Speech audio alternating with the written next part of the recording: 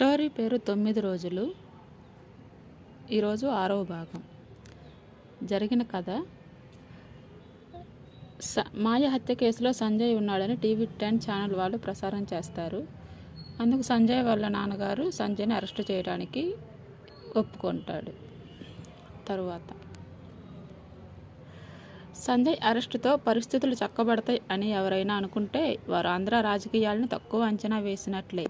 అంతకుముందు తమ డిమాండ్కి రెస్పాన్స్ ఎంత ఉంటుందని ప్రతిపక్షాలు ఊహించలేదు. ఎప్పుడైతే సంజయ్ అరెస్టు అయ్యాడో రెండో డిమాండ్ అదే, సీఎం రాజీనామా చేయాలని మొదలయ్యింది. కళ్ళ ముందే సీఎం సామ్రాజ్యం కూలిపోతుంది. ఒక్క తోపు బలమంతా ఉపయోగించి ఇంకొక తోపు తోస్తే చాలు అని లేని బలమంతా తెచ్చుకొని మరీ తమ పవర్ చూపిస్తున్నారు. మొట్టమొదటిసారిగా కోదండరావుకి తన స్ట్రాటజీ మీద తనకే అపనమ్మకం మొదలయ్యింది. పొరపాటు చేశానా? సంజయ్ అరెస్టును ప్రేరేపించి తమ ఇద్దరి భవిష్యత్తు పణంగా పెట్టానా అనే ఆలోచనలతో అతని మెదడు వేడెక్కిపోయింది. కన్న కొడుకుని జైల్లో కూర్చోబెట్టాడు. ఇప్పుడు కొడుకు భవిష్యత్తు అంతా ఈ కేసు మీదే ఆధారపడి ఉంది. తన రాజకీయ జీవితం, కొడుకు భవిష్యత్తు అన్నీ చిందరవందరగా కనిపిస్తున్నాయి. కానీ జరగవలసిన డ్యామేజీ జరిగిపోయింది. కోదండరావు దగ్గర ఉన్న ప్రత్యామ్నాయాలు త్వరగా కరిగిపోతున్నాయి. తరువాత ఏసీపీ విజయ్తో మాట్లాడడానికి అనిత ఎంత ప్రయత్నించినా ఫలితం ఉండటం లేదు. విజయ్ కావాలని జర్నలిస్టులని అవాయిడ్ చేస్తున్నాడని ఆమెకు అర్థమవుతోంది. ఈరోజు కూడా పరిస్థితిలో మార్పు లేదు. ఫోన్లో ఎంత ప్రయత్నించినా అతని అపాయింట్మెంట్ దొరకలేదు. అందుకే అతని ఆఫీస్కు వెళ్ళి అతని కలవకుండా వెనక్కి వెళ్ళనని భూష్మించుకొని కూర్చోవడంతో ఆమెను కలవక తప్పలేదు విజయ్కి. చెప్పండి అనిత, నాకు ఎక్కువ టైం లేదు. ఎందుకు సార్, మీకు జర్నలిస్ట్ అంటే అంత ఎలర్జీ కంటే ఇంకాస్త ఎక్కువ పదం ఏదన్నా వాడినా నేను బాధపడను. నా దృష్టిలో పోలీసులు సమర్థవంతంగా పనిచేయలేకపోవటానికి రాజకీయ నాయకుల కంటే మీ మీడియానే ఎక్కువ కారణం. అంటే మీడియా లేని సమాజాన్ని మీరు కోరుకుంటున్నారా?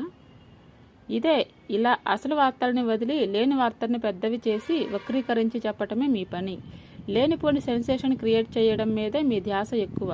నేను సమాజం గురించి, దాని బాగోగుల గురించి మాట్లాడలేదు. మీ డిపార్ట్మెంట్కి మాత్రం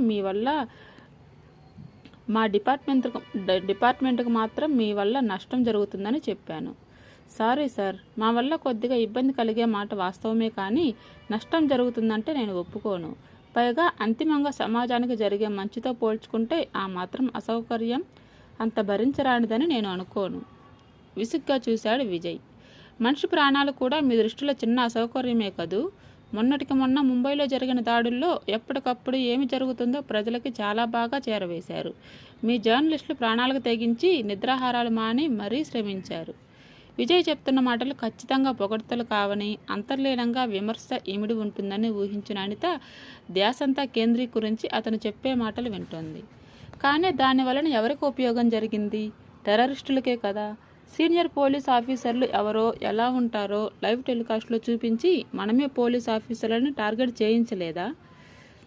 మీరు చాలా ప్రోగ్రెసివ్ ఆఫీసర్ అని విన్నాను, కానీ మీరు మాట్లాడుతున్న విధానం చూస్తుంటే మీరు మరీ బూజు పట్టిన అభిప్రాయాలు అనిపిస్తున్నాయి.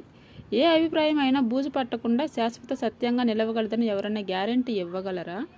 ఆఖరికి సైన్స్ కూడా తన అభిప్రాయాలను మార్చుకుంటూనే ఉంది. మనం చిన్నప్పుడు పాఠాల్లో ఏం చదువుకున్నాం? కాలిన గాయం మీద నీరు పోస్తే బొబ్బులెక్కి గాయం తీవ్రం అవుతుందని చదువుకోలేదు.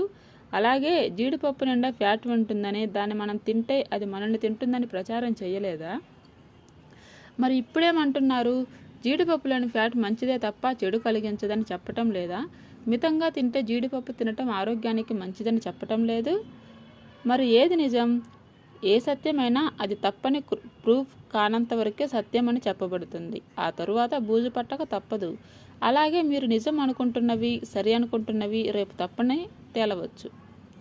ఉదాహరణకి మీరు ప్రచారం చేస్తున్న విశృంఖల ప్రసారాలు ఎవరిని ఉద్ధరించడానికో చెప్పగలరా? మీరు డ్రమటైజ్ చేసి చూపించే నేరాలు నిజంగా జరిగే వాటికంటే ఘోరంగా ఉంటున్నాయని మీకు తెలియదా? వాటి చేదు ఫలితాలు ఇంకొన్ని రోజులకి కానీ బయటపడకపోవచ్చు. అప్పుడు అందరూ అది తప్పు అనవచ్చు. అప్పుడు మీ అభిప్రాయాలు బూజు పట్టినవి అవుతాయా? సుదీర్ఘంగా విజయ్ చెప్పిన మాటలు సావధానంగా వింది అనిత. ఈలోపు మీడియా కూడా మారుతుంది. మీడియా సమాజానికి దర్పణమే తప్ప సమాజాన్ని ఉద్ధరించడానికి, నీతులు చెప్పడానికి కాదు. దానికి వేరే వేదికలు ఉన్నాయి. మీరన్నట్లు మీడియా, ముఖ్యంగా ఎలక్ట్రానిక్ మీడియా ఇంకా తప్పటడుగులు వేస్తుంది.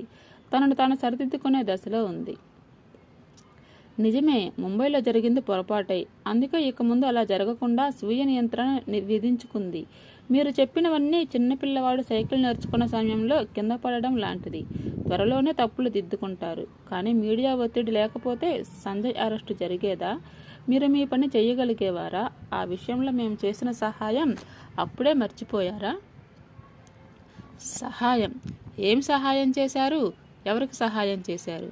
హత్య ఎవరు చేసి ఉంటారో మీరు నిర్ణయించేసి తీర్పు ఇచ్చేస్తే ఇక పోలీసులు, కోర్టులు ఎందుకు? సంజయ్ నేరం చేశాడని మీకు తెలుసా? కేవలం అనుమానం మీద అతన్ని అరెస్టు చేస్తే అతని రెప్యుటేషన్కి జరిగే హానికి ఎవరు బాధ్యత వహిస్తారు? నేను మీకు చెప్తున్నాను, సరిగ్గా వినండి. మరో రోజులో DNA రిపోర్ట్ వస్తుంది. అందులో సంజయ్ నిర్దోషి అని తేలుతుంది. అప్పుడు అతన్ని వదిలిపెట్టక తప్పదు. ఈ విషయం ఇన్ని సంవత్సరాల నా పోలీసు అనుభవంతో చెప్తున్నాను. అదే సమయంలో మీరు సంజయ్ దృష్టిలో ఆలోచించి చూడండి. తను చేయని తప్పుకు కటకటాల వెనుక గడుపుతున్నాడు. ఎందుకు? కేవలం చీఫ్ మినిస్టర్ కొడుకు కావటం వలన, ఉండకూడని సమయంలో ఉండకూడని ప్రదేశంలో ఉండటం వలన. మరి నిజమైన నేరస్తుడు ఏం చేస్తుండి ఉంటాడు? హాయిగా బెడ్రూమ్లో పడుకొని తరువాత మర్డర్ గురించి ప్లాన్ చేస్తూ ఉండి ఉంటాడు. మీరు పోలీసులకు సహాయం చేయటం కాదు, ప్రతిపక్షాలకి పావుగా ఉపయోగపడ్డారు. అంటే సంజయ్ హత్య చేయలేదని మీరు నమ్ముతున్నారా? నాకైతే సందేహమే లేదు. DNA రిపోర్ట్ వస్తే మీ సందేహాలు కూడా తీరిపోతాయి. మరి ఎవరు చేసుంటారంటారు? అదే కనుక్కోవాలి, పరిశోధించాలి. హంతకుడు సామాన్యుడు కాదు, రాటుదేలిపోయాడు. ఇది చూడండి, నెల రోజుల క్రితం హుస్సేన్ సాగర్లో దొరికిన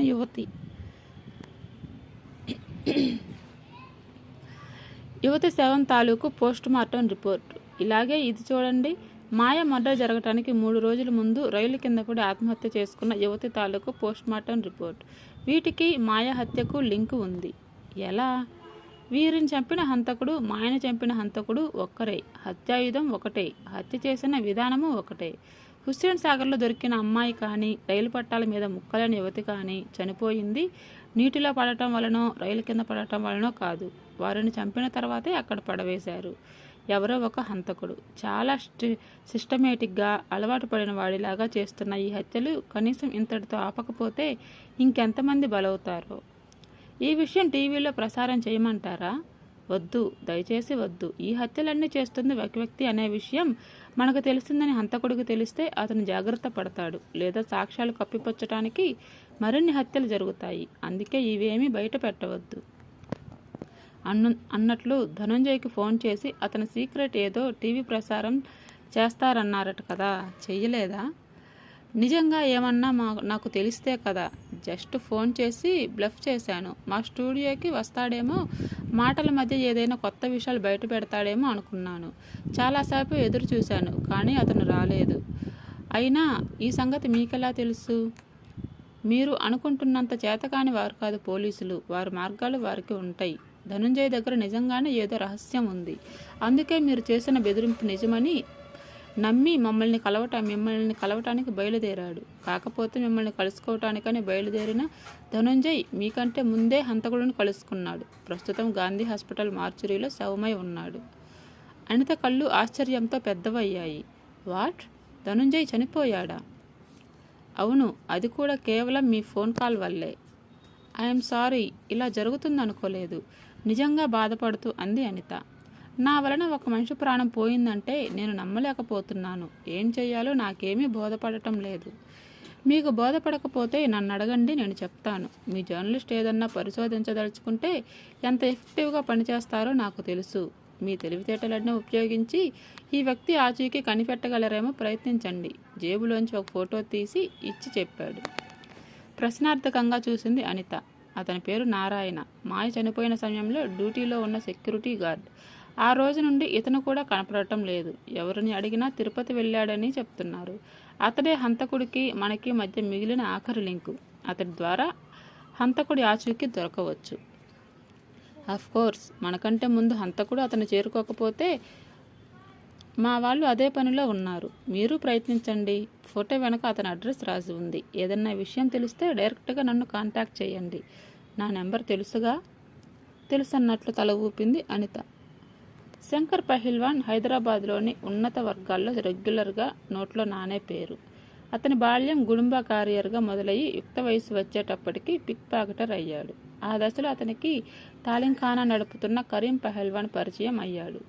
జిమ్లు లేని ఆ రోజుల్లో శారీరక దృఢత్వం మక్కువ ఉన్నవారికి పహిల్వాన్లు నడిపే తాలింఖానాల్లోనే వ్యాయామ శిక్షణ, కుస్తీ, తర్ఫీదు నేర్చుకునే అవకాశం ఉండేది. అలా కనీసం పహిల్వాన్ దగ్గర చేరిన శంకర్ అవనతి కాలంలోనే గురువుకి ప్రశిక్షుడిగా మారాడు. కరీం పహిల్వాన్ ముఖ్య అనుచరుల్లో ఒకడిగా మారి అతను చెప్పిన పనుల్లా చేసేవాడు. గురువు చాటుమాటుగా సాగించే బెదిరింపులు, వసూళ్ల కార్యక్రమాల్లోని మెలకువలన్నీ గ్రహించిన శంకర్ గురువుగారి చివరి రోజుల కల్లా శిష్యుడి నుండి వారసుడిగా ఎదిగి అతని తరువాత అతని సామ్రాజ్యానికి అధిపతి అయ్యాడు. అయితే కరీం పహిల్వాన్ చివరి రోజుల్లో అతని అవసరం ఎప్పుడో ఎవరికన్నా మాత్రమే కలిగేది. తరువాత నగరం విస్తరించే కొద్దీ దానితో పాటే బయట ఊళ్ళ నుండి వలసలు మొదలయ్యాయి. జనాభా ఎక్కువయ్యే కొద్దీ సమస్యలు పెరిగిపోయాయి. సమస్యలు తీర్చే సులభ మార్గంగా శంకర్ పహిల్వాన్ అవతరించాడు. ఏ సమస్యకైనా పరిష్కారం అతని దగ్గర చిటికలో దొరుకుతుంది. స్వతహాగా మరీ దుర్మార్గుడు కాకపోవటం, లోకల్గా ఉన్నవారికి సాయపడే గుణం ఉండటంతో పాత బస్తీ ప్రజలకి శంకర్ పహిల్వాన్ తలలో నాలుకలా మారాడు. నెమ్మదిగా చిన్నా చితక వ్యాపారాన్ని తన వారసులకి అప్పగించిన శంకర్ పహిల్వాన్ ప్రస్తుతం రాజకీయ సెటిల్మెంట్ల స్థాయికి ఎదిగిపోయాడు. అందుకే సిటీలో ఏ పార్టీ రాజకీయ నాయకులైనా కలిగే ప్రాబ్లమ్స్కి సింగిల్ పిల్ సొల్యూషన్ శంకర్ పహిల్వాన్. అలాంటి శంకర్ పహిల్వాన్ అతని ముందు కూర్చొని ఉన్నాడు. చెప్పు తమ్మి, ఏం చెయ్యాలో ఒక్కసారి నాకు చెప్పు, ఇంకా దాని గురించి మరలా ఆలోచించే పని ఉండదు. అతను తన సమస్య వివరించాడు. మరి ఏమి ఆలోచించుకున్నారు? అతను చెప్పినట్లు చేస్తున్నారా? ఇంకేమన్నానా? నీ సలహా ఏమిటి? డబ్బులు ఇవ్వటం అంటే సమస్య కామా పెట్టడమే. ఫుల్ స్టాప్ పడాలంటే వాడి నోరు మోయించాలి. డబ్బుతో కాదు, శాశ్వతంగా. రిస్క్ కదా అని ఆలోచిస్తున్నాను. రెండింటిలోనూ రిస్క్ ఉంది. నువ్వు వాడికి డబ్బులు ఇచ్చినా కొన్నాళ్ళ తర్వాత మరలా వస్తాడు. అప్పటికి సొసైటీలో మీ స్థాయి పెరిగి ఉంటుంది. మీ స్థాయి పెరిగే కొద్దీ వాడి డిమాండ్లు కూడా పెరుగుతూ పోతాయి. దీనికి అంతం ఉండదు. పోనీ వాడి దగ్గర ఏదైనా సాక్ష్యం ఉందేమో, అది తీసేసుకుందాం అనుకోవటానికి వాడి మాటే సాక్ష్యం. ఒక్కసారి వాడు మీ గురించి బయట పెట్టగానే పోలీసులు DNA టెస్ట్ చేయిస్తారు. ఫినిష్. ఇంకే సాక్ష్యమూ అక్కర్లేదు. ఈ రోజు కాదు, రేపు కాదు, ఇంకొక 25 ఏళ్ల తర్వాత అయినా మీ DNA టెస్ట్ చేయిస్తే మీరు దోషి అని తేలుతుంది. కాబట్టి డబ్బులు ఇవ్వటం పరిష్కారం కాదని నా అభిప్రాయం. మీరు చెప్పేది బాగానే ఉంది, కానీ ఒకవేళ వాడిని అదుపు చేసే ప్రయత్నంలో మనం సఫలం కాకపోతే ఎప్పుడో వస్తుందనుకున్న ప్రమాదం ఇప్పుడే రావచ్చు కదా. అవును, కాకపోతే జాగ్రత్తగా ప్లాన్ చేస్తే వాడిని ప్రాణాలతో పట్టుకోవటం అంత కష్టం కాదు. వాడు బతికి ఉండటం మనకి ప్రమాదం అనుకున్నప్పుడు వాడికి ప్రాణాలతో ఉంచవలసిన అవసరం ఏముంది? ప్రాణాలు తీయటం పెద్ద పని కాదు. దానికంటే ముందు వాడికి డబ్బులు చేరకపోయినా, మనకి పట్టుబడినా మన పేరు బయట పెట్టడానికి ఏమన్నా ఏర్పాట్లు చేశాడేమో కనుక్కోవాలి. ఆ తరువాత ప్రాణాలు తీయటం ఎంతసేపు? అయితే ఏం చేయమంటారో చెప్పండి. మనం కూడా 2 వైపుల నుండి మన పథకం అమలు చేయాలి. వాడికి అనుమానం రాకుండా వాడడిగిన విధంగా డబ్బులు ఇచ్చే ఏర్పాటు చేస్తూనే మరొక వైపు వాడిని ప్రాణాలతో పట్టుకునే ఏర్పాట్లు చేయాలి. ఎలా? బ్రీఫ్ కేసులో 10 లక్షలు పెట్టి వాడు చెప్పినట్లే తిరుపతి క్లాక్ రూమ్లో పెట్టిద్దాం. మన మనిషి ఒకడు క్లాక్ రూమ్ రసీదు పట్టుకొని వాడు చెప్పిన ట్రైన్ ఎక్కుతాడు. నేను అనుకోవటం, రసీదు ఎలా అందజేయాలో ఆఖరి నిమిషం వరకు వాడు చెప్పడు. ఏ స్టేషన్లో అయినా వాడు ఉండే అవకాశం ఉంది కాబట్టి ప్రతి స్టేషన్ దగ్గర మన మనుషులు ఉండాలి. వాడిని ప్రాణాలతో పట్టుకోవటానికి మన ప్రయత్నాలన్నీ మనం చేద్దాం. అయినా తప్పించుకొని వెళ్ళిపోగలిగితే పోనివ్వండి. కానీ వాడు ఎక్కడ ఉన్నా వెతికి వాడు అంత చూసే బాధ్యత నాది. ఇందులో కిటికల్లా వాడికి అనుమానం రాకుండా చూసుకోవటంలోనే ఉంటుంది. ఒక్కసారి కనుక వాడికి మన మీద అనుమానం వచ్చిందంటే తరువాత వాడు చేసే డ్యామేజ్ని తట్టుకోవటం కష్టం కావచ్చు. ఎలాగో వాడు డబ్బులు తీసుకోవటానికి తిరుపతిలోని బస్టాండ్కి రావాలి కాబట్టి అక్కడే మనం కాపలా కాసి వాడిని పట్టుకోవచ్చు కదా. రసీదు తీసుకున్నా వాడు వెంటనే బ్రీఫ్ కేస్ తీసుకోవటానికి రాకపోవచ్చు. మన మనుషులను గమనించి మనల్ని మరలా బెదిరించవచ్చు. వాడికి బదులు దారిని పోయేవాడిని ఎవరినన్నా పంపవచ్చు. బ్రీఫ్ కేస్ తీసుకోవటానికి మనం అసలు వాడిని కాకుండా ఎవరో బ్రీఫ్ కేస్ తీసుకెళ్లే వాడిని పట్టుకుంటే మళ్ళీ కథ మొదటికి వస్తుంది. అలా అనుకుంటే రసీదు తీసుకోవటానికైనా వేరే మనిషిని పంపవచ్చు కదా. అప్పుడేమి చేద్దాం?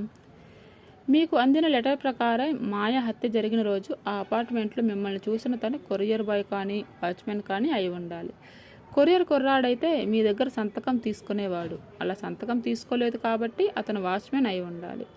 అదే అపార్ట్మెంట్లోని నారాయణ అనే వాచ్మెన్ హత్య జరిగిన రోజు నుంచి కనపడటం లేదు. అతని ఫోటో సంపాదించి మన మనుషులందరికీ ఇద్దాం. వాడు కనిపిస్తేనే పట్టుకోమని, వేరే వారినైతే పట్టుకోవద్దని చెప్పాలి. మరి ఈ ఏర్పాట్లన్నీ మీరు చేయగలరా? నేను ఏ ఏర్పాట్లైనా చేయగలను, గట్టిగా నవ్వుతూ అన్నాడు శంకర్ పహిల్వాన్. ఏం తీసుకుంటారు? 20 లక్షలు క్యాష్, 10 లక్షలు బ్రీఫ్ కేసులో పెట్టడానికి, ఇంకొక 10 లక్షలు మా ఖర్చులకి బదులుగా వాడిని ప్రాణాలతో తెచ్చిస్తాం. ఒకవేళ వాడు దొరకకపోతే?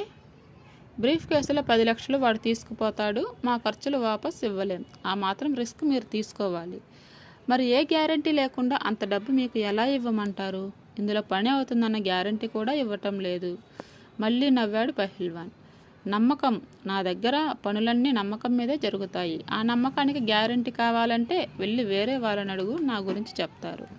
అక్కర్లేదు, ఇంకో గంటలో క్యాష్ మీకు అందుతుంది. మీరు పని మీద ఉండండి. 8వ రోజు. ఢిల్లీలో అధిష్టానాన్ని కలవటానికి 3 రోజులుగా అపాయింట్మెంట్ కోసం ప్రయత్నిస్తూనే ఉన్నాడు వరాహమూర్తి. అటు నుండి ఉలుకు పలుకు లేదు. వామనమూర్తికి తహతహగా ఉంది. సంజయ్ అరెస్ట్ అయి పోలీస్ కస్టడీలో ఉన్నాడు.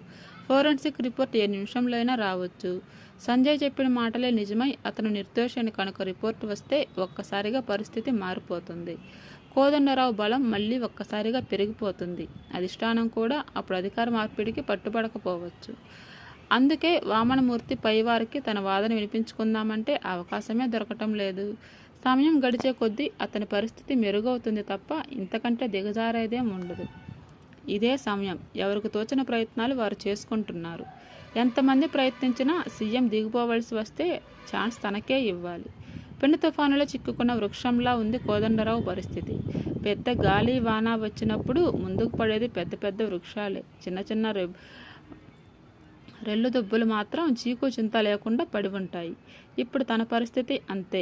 ఈ సిచ్యుయేషన్ జాగ్రత్తగా డీల్ చేయగలిగితే జాక్పాట్ కొట్టినట్లే. ఇంతలో అనుకోకుండా అధిష్టానం నుంచి వచ్చి కలవమని కబురు వచ్చింది. లోపల ఆనందంతో పొంగిపోతున్న పైకి మాత్రం మొహం గంభీరంగా పెట్టి బయలుదేరాడు. లోపల సమావేశం అనుకున్నట్లుగానే జరిగింది. కోదండరావు ముఖ్యమంత్రిగా కంటిన్యూ అయితే రాష్ట్రానికి, పార్టీకి జరగబోయే నష్టాన్ని బాగానే ప్రొజెక్ట్ చేశాడు. అధిష్టానంలోని ఒక నాయకుడు ఆయన ముఖ్యమంత్రి కోదండరాంని బలపరుస్తుంటాడని అందరికీ తెలుసు. ఆయన మాత్రం మీరే హోమ్ మినిస్టర్గా ఉన్నారు, నిజమైన నేరస్తుడెవరో తెలుసుకోవటానికి ఇంకా ఎంతకాలం పడుతుంది అని అడిగాడు. సంజయ్ నేరస్తుడు కాదని రుజువు చేయటం చాలా తేలిక. అది ఈ రోజో రేపో జరుగుతుంది. అసలు నేరస్తులెవరో కనుక్కొని పట్టుకోవటం మాత్రం పోలీసుల మీద ఆధారపడి ఉంటుంది. నిజాయితీగా ఒప్పుకున్నాడు వామనమూర్తి. అతడు అధిష్టానం దగ్గర ఒక అబద్ధం కూడా చెప్పలేదు. ఉన్న నిజాలను తనకి అనుకూలంగా ప్రొజెక్ట్ చేసుకుంటున్నాడు. మరి అలాంటప్పుడు కోదండరావు ఎందుకు దిగిపోవాలి? అతని కొడుకు నేరం చేయలేదని మీరే చెప్తున్నారుగా. నిజమే. ఇవాళ రేపో సంజయ్ నిర్దోషిని ప్రూవ్ అయ్యి బయటకు రావటం ఖాయం. అప్పుడు ప్రతిపక్షాలన్నీ మొత్తం మన పార్టీని టార్గెట్ చేస్తారు. కోదండరావుని కాపాడటానికి మనమే సాక్ష్యాలు తారుమారు చేసి సంజయ్ని రక్షించామంటారు. సహజంగానే ప్రజలకి ఆ మాటలు నచ్చుతాయి. ఆరోపణలు ముఖ్యమంత్రి మీద నుండి పార్టీ మీదకి మరలుతాయి. ఇదే ఇప్పుడే ముఖ్యమంత్రిని తప్పిస్తే ఆరోపణలు రుజువు కాకముందే నిష్పాక్షికంగా విచారణ జరగడానికి వీలుగా ముఖ్యమంత్రి తప్పుకున్నాడని ఆయన త్యాగాన్ని కొనియాడతాం. తరువాత నెమ్మదిగా సంజయ్ విడుదలయ్యి బయటకు వచ్చినా ఎవరూ పట్టించుకోరు. వామనమూర్తి చెప్తున్న పాయింట్ ఘాటుగానే అందరి బుర్రల్లో నాటుకుంది. కోదండరావుని పదవి నుండి తప్పించటం తన కోసం కాక పార్టీ కోసం అని ప్రొజెక్ట్ చేసుకోగలిగాడు వామనమూర్తి. ఏ నిర్ణయం అయినా అతి త్వరగా తీసుకోవాలని తీర్మానిస్తూ సమావేశం వాయిదా పడింది. వామనమూర్తి హైదరాబాద్ నుండి వెళ్ళేటప్పుడు ఎవరికంటా పడకుండా మేనేజ్ చేయగలిగాడు. కానీ ఢిల్లీలో మాత్రం పార్టీ ఆఫీస్ లోపలికి వెళ్ళేటప్పుడు అక్కడ పడిగాపులు పడుతున్న జర్నలిస్టు కళ్ళల్లో పడ్డాడు. అతను బయటికి వచ్చేప్పటికీ మైకులు పట్టుకొని తెలుగు ఛానల్స్కి చెందిన ఒక బెటాలియన్ చేరింది.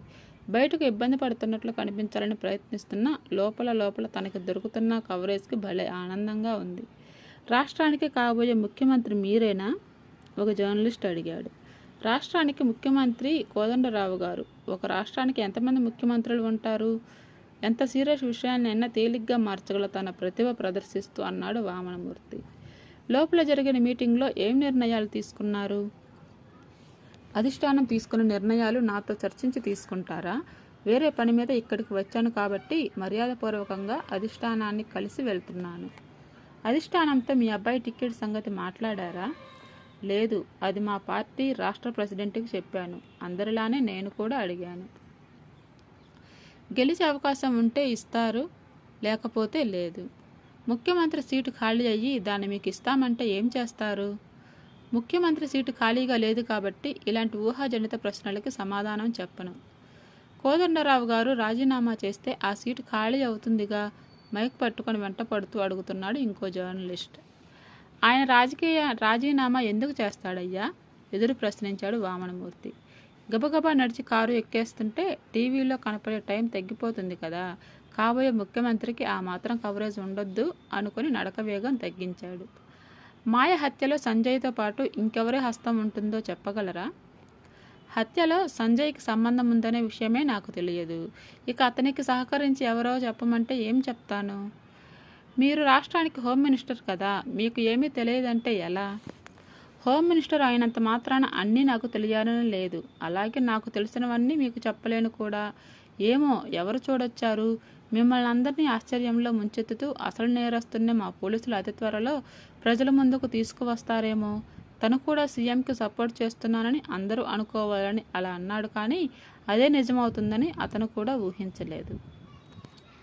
తరువాత నారాయణ ఆ రోజు ఉదయాన్నే పేపర్ కొన్నాడు. దానిలోని క్లాసిఫైడ్స్ తీసి చూశాడు. ఎస్, తను చెప్పిన యాడ్ యథాతథంగా ప్రచురితమైంది. దాంతోపాటు ఇచ్చిన ఫోన్ నెంబర్ కాగితం మీద రాసుకున్నాడు. సగం పని పూర్తయినట్లే. పెద్ద భారం నెత్తి మీద నుండి తొలగిపోయినట్లు ఉంది. డబ్బులు ఇవ్వటానికి ఒప్పుకుంటాడో ఒప్పుకోడో అన్న అనుమానం ఇన్ని రోజులుగా ఒక పక్క పీకుతూనే ఉంది.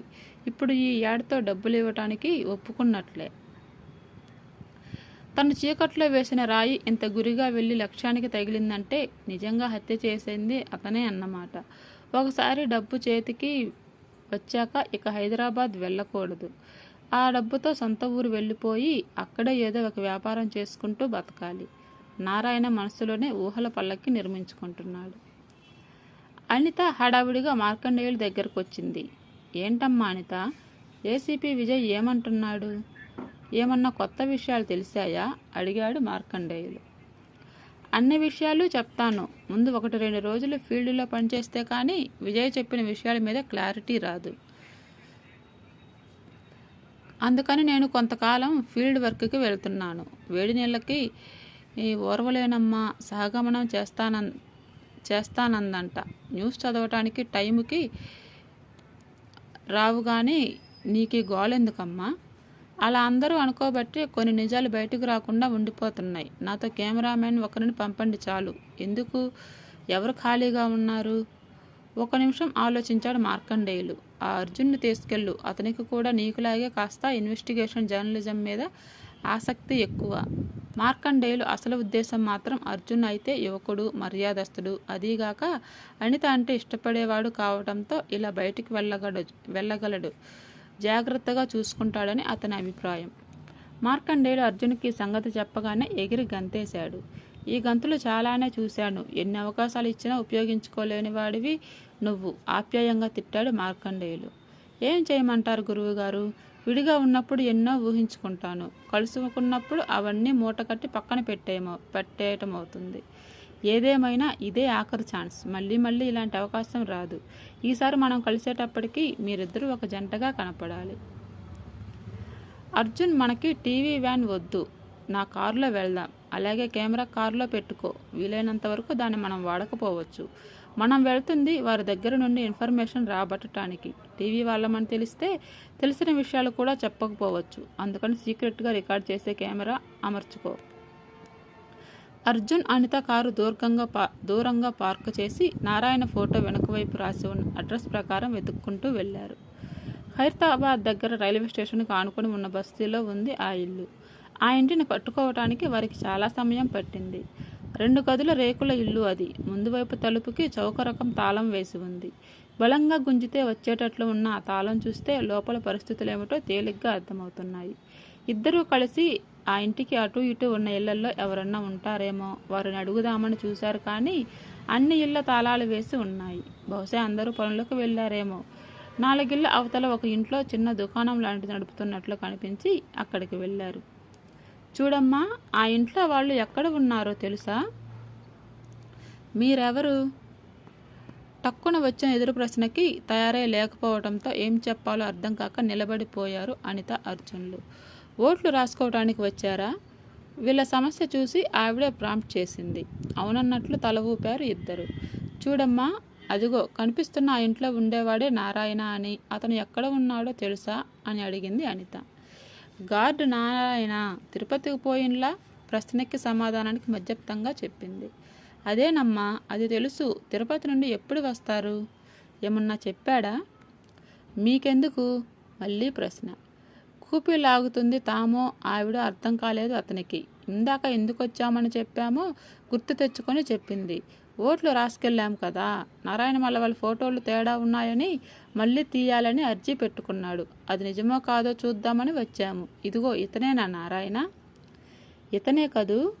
మళ్ళీ అంతే. సమాధానానికి ప్రశ్నకి అంటుగడితే పుట్టిన మొక్కలాగా పుట్టింది ఆవిడ నోట ఈ మాట. ఇలాగే కొనసాగిస్తూ పోతే ఈ విషయం ఎంతకీ తగదని తెలుసుకున్న అనిత కాస్త గట్టిగా అడిగింది. ఇతను తిరుపతి నుంచి ఎప్పుడు వస్తాడో ఏమన్నా చెప్పగలవా? ఏందమ్మో దబాయిస్తుండావే? నీ దబాయింపులు పడే అవసరం నాకేమీ లేదు. వస్తున్న కోపాన్ని బలవంతంగా అదిమి పెట్టి, అసలు నీకు తెలుసో లేదో చెప్పరాదు అంది అనిత. చెప్తే ఏం చేస్తావు? ఇందాక చెప్పాను కదా ఎందుకో. అది నిజం కాదని నాకు తెలుసు. సరే అయితే మీకు తెలిసిన నారాయణ ఆచూకీ చెప్పండి. నేను ఎందుకు వెతుకుతున్నానో చెప్తాను. కాస్త ఆలోచించి చెప్పింది. తెలియదు. ఎవరికి తెలుస్తుంది? వాళ్ళ పక్కింటి వాళ్ళని అడుగు. వాళ్ళు లేరుగా? వచ్చినాక అడుగు. అర్జున్ కల్పించుకున్నాడు. మీరు రండి అనిత అంటూ కాస్త పక్కకు వెళ్ళాక ఆవిడతో ఎంత మాట్లాడినా ఉపయోగం లేదు. అందుకే వెనుక నుండి ఆవిడ గొంతు వినిపించింది. పక్కింటి అమ్మి సాయంత్రం 5ంటికి వస్తుండలా, కావాలంటే అప్పుడు రండి. థ్యాంక్స్ అన్నట్లు చెయ్యూపి ఇద్దరూ దూరంగా నడిచారు. ఇంకా 4-5 గంటలు ఏం చెయ్యాలో అర్థం కాలేదు. ఫోటో వెనుక నారాయణ పని చేసే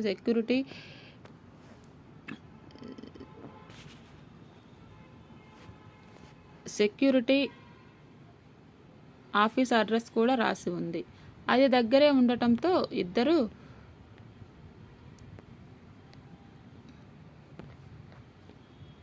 ఇద్దరు కలిసి అక్కడికి వెళ్ళారు. అక్కడ టీవీ 10 నుండి వచ్చామని చెప్పగానే సమాధానం తేలికగానే దొరికింది. వారు చూపించిన డెస్క్ దగ్గరికి వెళ్ళి తమ ఐడెంటిటీలు చూపించారు. నారాయణ ఎప్పటి వరకు సెలవు పెట్టాడు? అతను సెలవు అయిపోయి 2 రోజులు అవుతుంది మేడం, అక్కడ కూర్చున్న కుర్రాడు చెప్పాడు. మరి ఎందుకు రాలేదో మీరు విచారించారా? ఇదేమంత పెద్ద ఉద్యోగం అని మేడం. రూల్స్ ప్రొసీజర్స్ పెద్దగా పట్టించుకోరు. సాధారణంగా సెలవుల్లో వెళ్ళే వాళ్ళ దగ్గర సెలవులో ఎక్కడ ఉంటారో అడ్రస్ తీసుకుంటాం. కానీ నారాయణ వెళ్తున్నది తిరుపతికి కదా, ఏమి అడ్రస్ ఇస్తాడు? అందుకే ఏమీ ఇవ్వలేదు. అతని దగ్గర మొబైల్ కూడా లేదు. నారాయణ గురించి ఇంకెవరన్నా విచారించారా? నారాయణ పోలీసులు వచ్చారు మేడం, తర్వాత మీరు వచ్చారు, అంతకు తప్ప ఇంకెవరూ రాలేదు. అతడిని కాంటాక్ట్ చేయడానికి మార్గం ఏమన్నా ఉందా? అతని ఇంటి దగ్గర ట్రై చేయండి మేడం, ఏమన్నా ఉపయోగం ఉండొచ్చేమో. అరగంట తర్వాత ఇద్దరు అక్కడి నుంచి బయలుదేరారు. అప్పటి వరకు పడిన శ్రమంతా వేస్ట్ అయినట్లు అనిపిస్తుంటే ఇద్దరు ఉత్త చేతులతో బయటపడ్డారు. సాయంత్రం దాకా ఏదో ఒకటి చెయ్యాలి కాబట్టి పక్కనే ఉన్న ఐమాక్స్లోకి బయలుదేరారు ఇద్దరు. మార్కండేయులు హెచ్చరించిన వెంటనే గుర్తుకొస్తున్నాయి అర్జున్కి. ఎన్నో ఛాన్సులు రావు ఎవరికైనా, తొందరగా ఏదో ఒకటి తేల్చుకో అని. కానీ అనిత చూపించే ప్యూర్ ప్రొఫెషనలిజం ముందుకెళ్ళలేక సతమతమవుతున్నాడు. ఆ హడావుడిలోని సాయంత్రం 5 గంటల వరకు కాలక్షేపం చేసి తిరిగి నారాయణ ఇంటివైపు నడిచారు. ఈసారి అక్కడ వాతావరణం డిఫరెంట్గా ఉంది. మధ్యాహ్నంలా కాక చిన్నపిల్లల ఏడుపులు, పెద్దల అరుపులతో హడావిడిగా ఉంది. ఒక మూల మంచినీళ్ల పైపు దగ్గర ఆడవాళ్లు గుమికూడి ఒకరినొకరు తిట్టుకుంటూ మధ్య మధ్యలో నీళ్లు పట్టుకుంటున్నారు. నారాయణ పక్క ఇంటి తలుపులు ఇప్పుడు తెరిచే ఉన్నాయి. నెమ్మదిగా తలుపు దగ్గరకు వెళ్ళి కేక పెట్టారు. లోపల నుండి ఒక ఆడమనిషి బయటకు వచ్చింది. ఏమి కావాలా? మాట్లాడే మాటలో సౌమ్యం కానీ మృదుత్వం కానీ లేదు. మొరటుగా ఉంది. నిరక్షరాస్యత వలన అబ్బని సంస్కారం, పేదరికం తెచ్చిన విసుగు కలగలిపి ఆ మొరటుతనాన్ని ఆపాదించినట్లుంది. నారాయణ ఎక్కడ ఉంటారో మాట్లాడటం పూర్తి కాకముందే నాకు తెలియదు టక్కున చెప్పి లోపలికి వెళ్ళిపోయింది. పోనీ టీవీ 10 నుంచి వచ్చామని చెప్దామా అడిగింది అనిత. తెలిసి చెప్పకపోతే కానీ తెలియక చెప్పడానికి మనం ఎవరమైతే వాళ్ళకేమిటి అన్నాడు అర్జున్. ఏమి చేయాలో పాలుపోక అటు ఇటు చూస్తుంటే ఒక మగ మనిషి బీడీ కాలుస్తూ ఆ ఇంటి వైపు వచ్చాడు.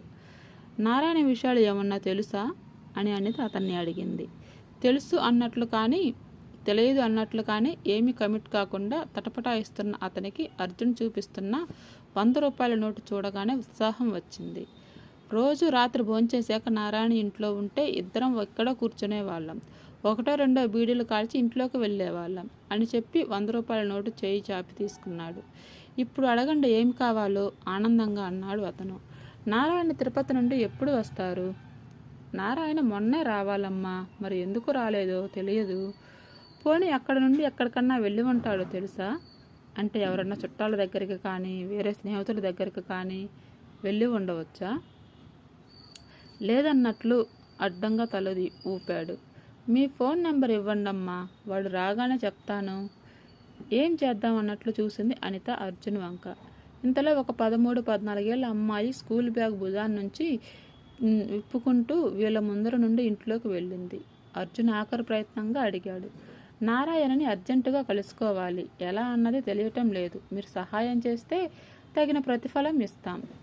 స్కూల్ యూనిఫామ్లో ఇంట్లోకి వెళ్ళిన ఆ పిల్ల బయటికి వచ్చింది. వీళ్ళ సంభాషణ విన్నట్లుంది. తనే కల్పించుకుని చెప్పింది. వాణి వాళ్ళు నెల్లూరులో ఉన్నారు, నాకు ఫోన్ చేసి చెప్పింది.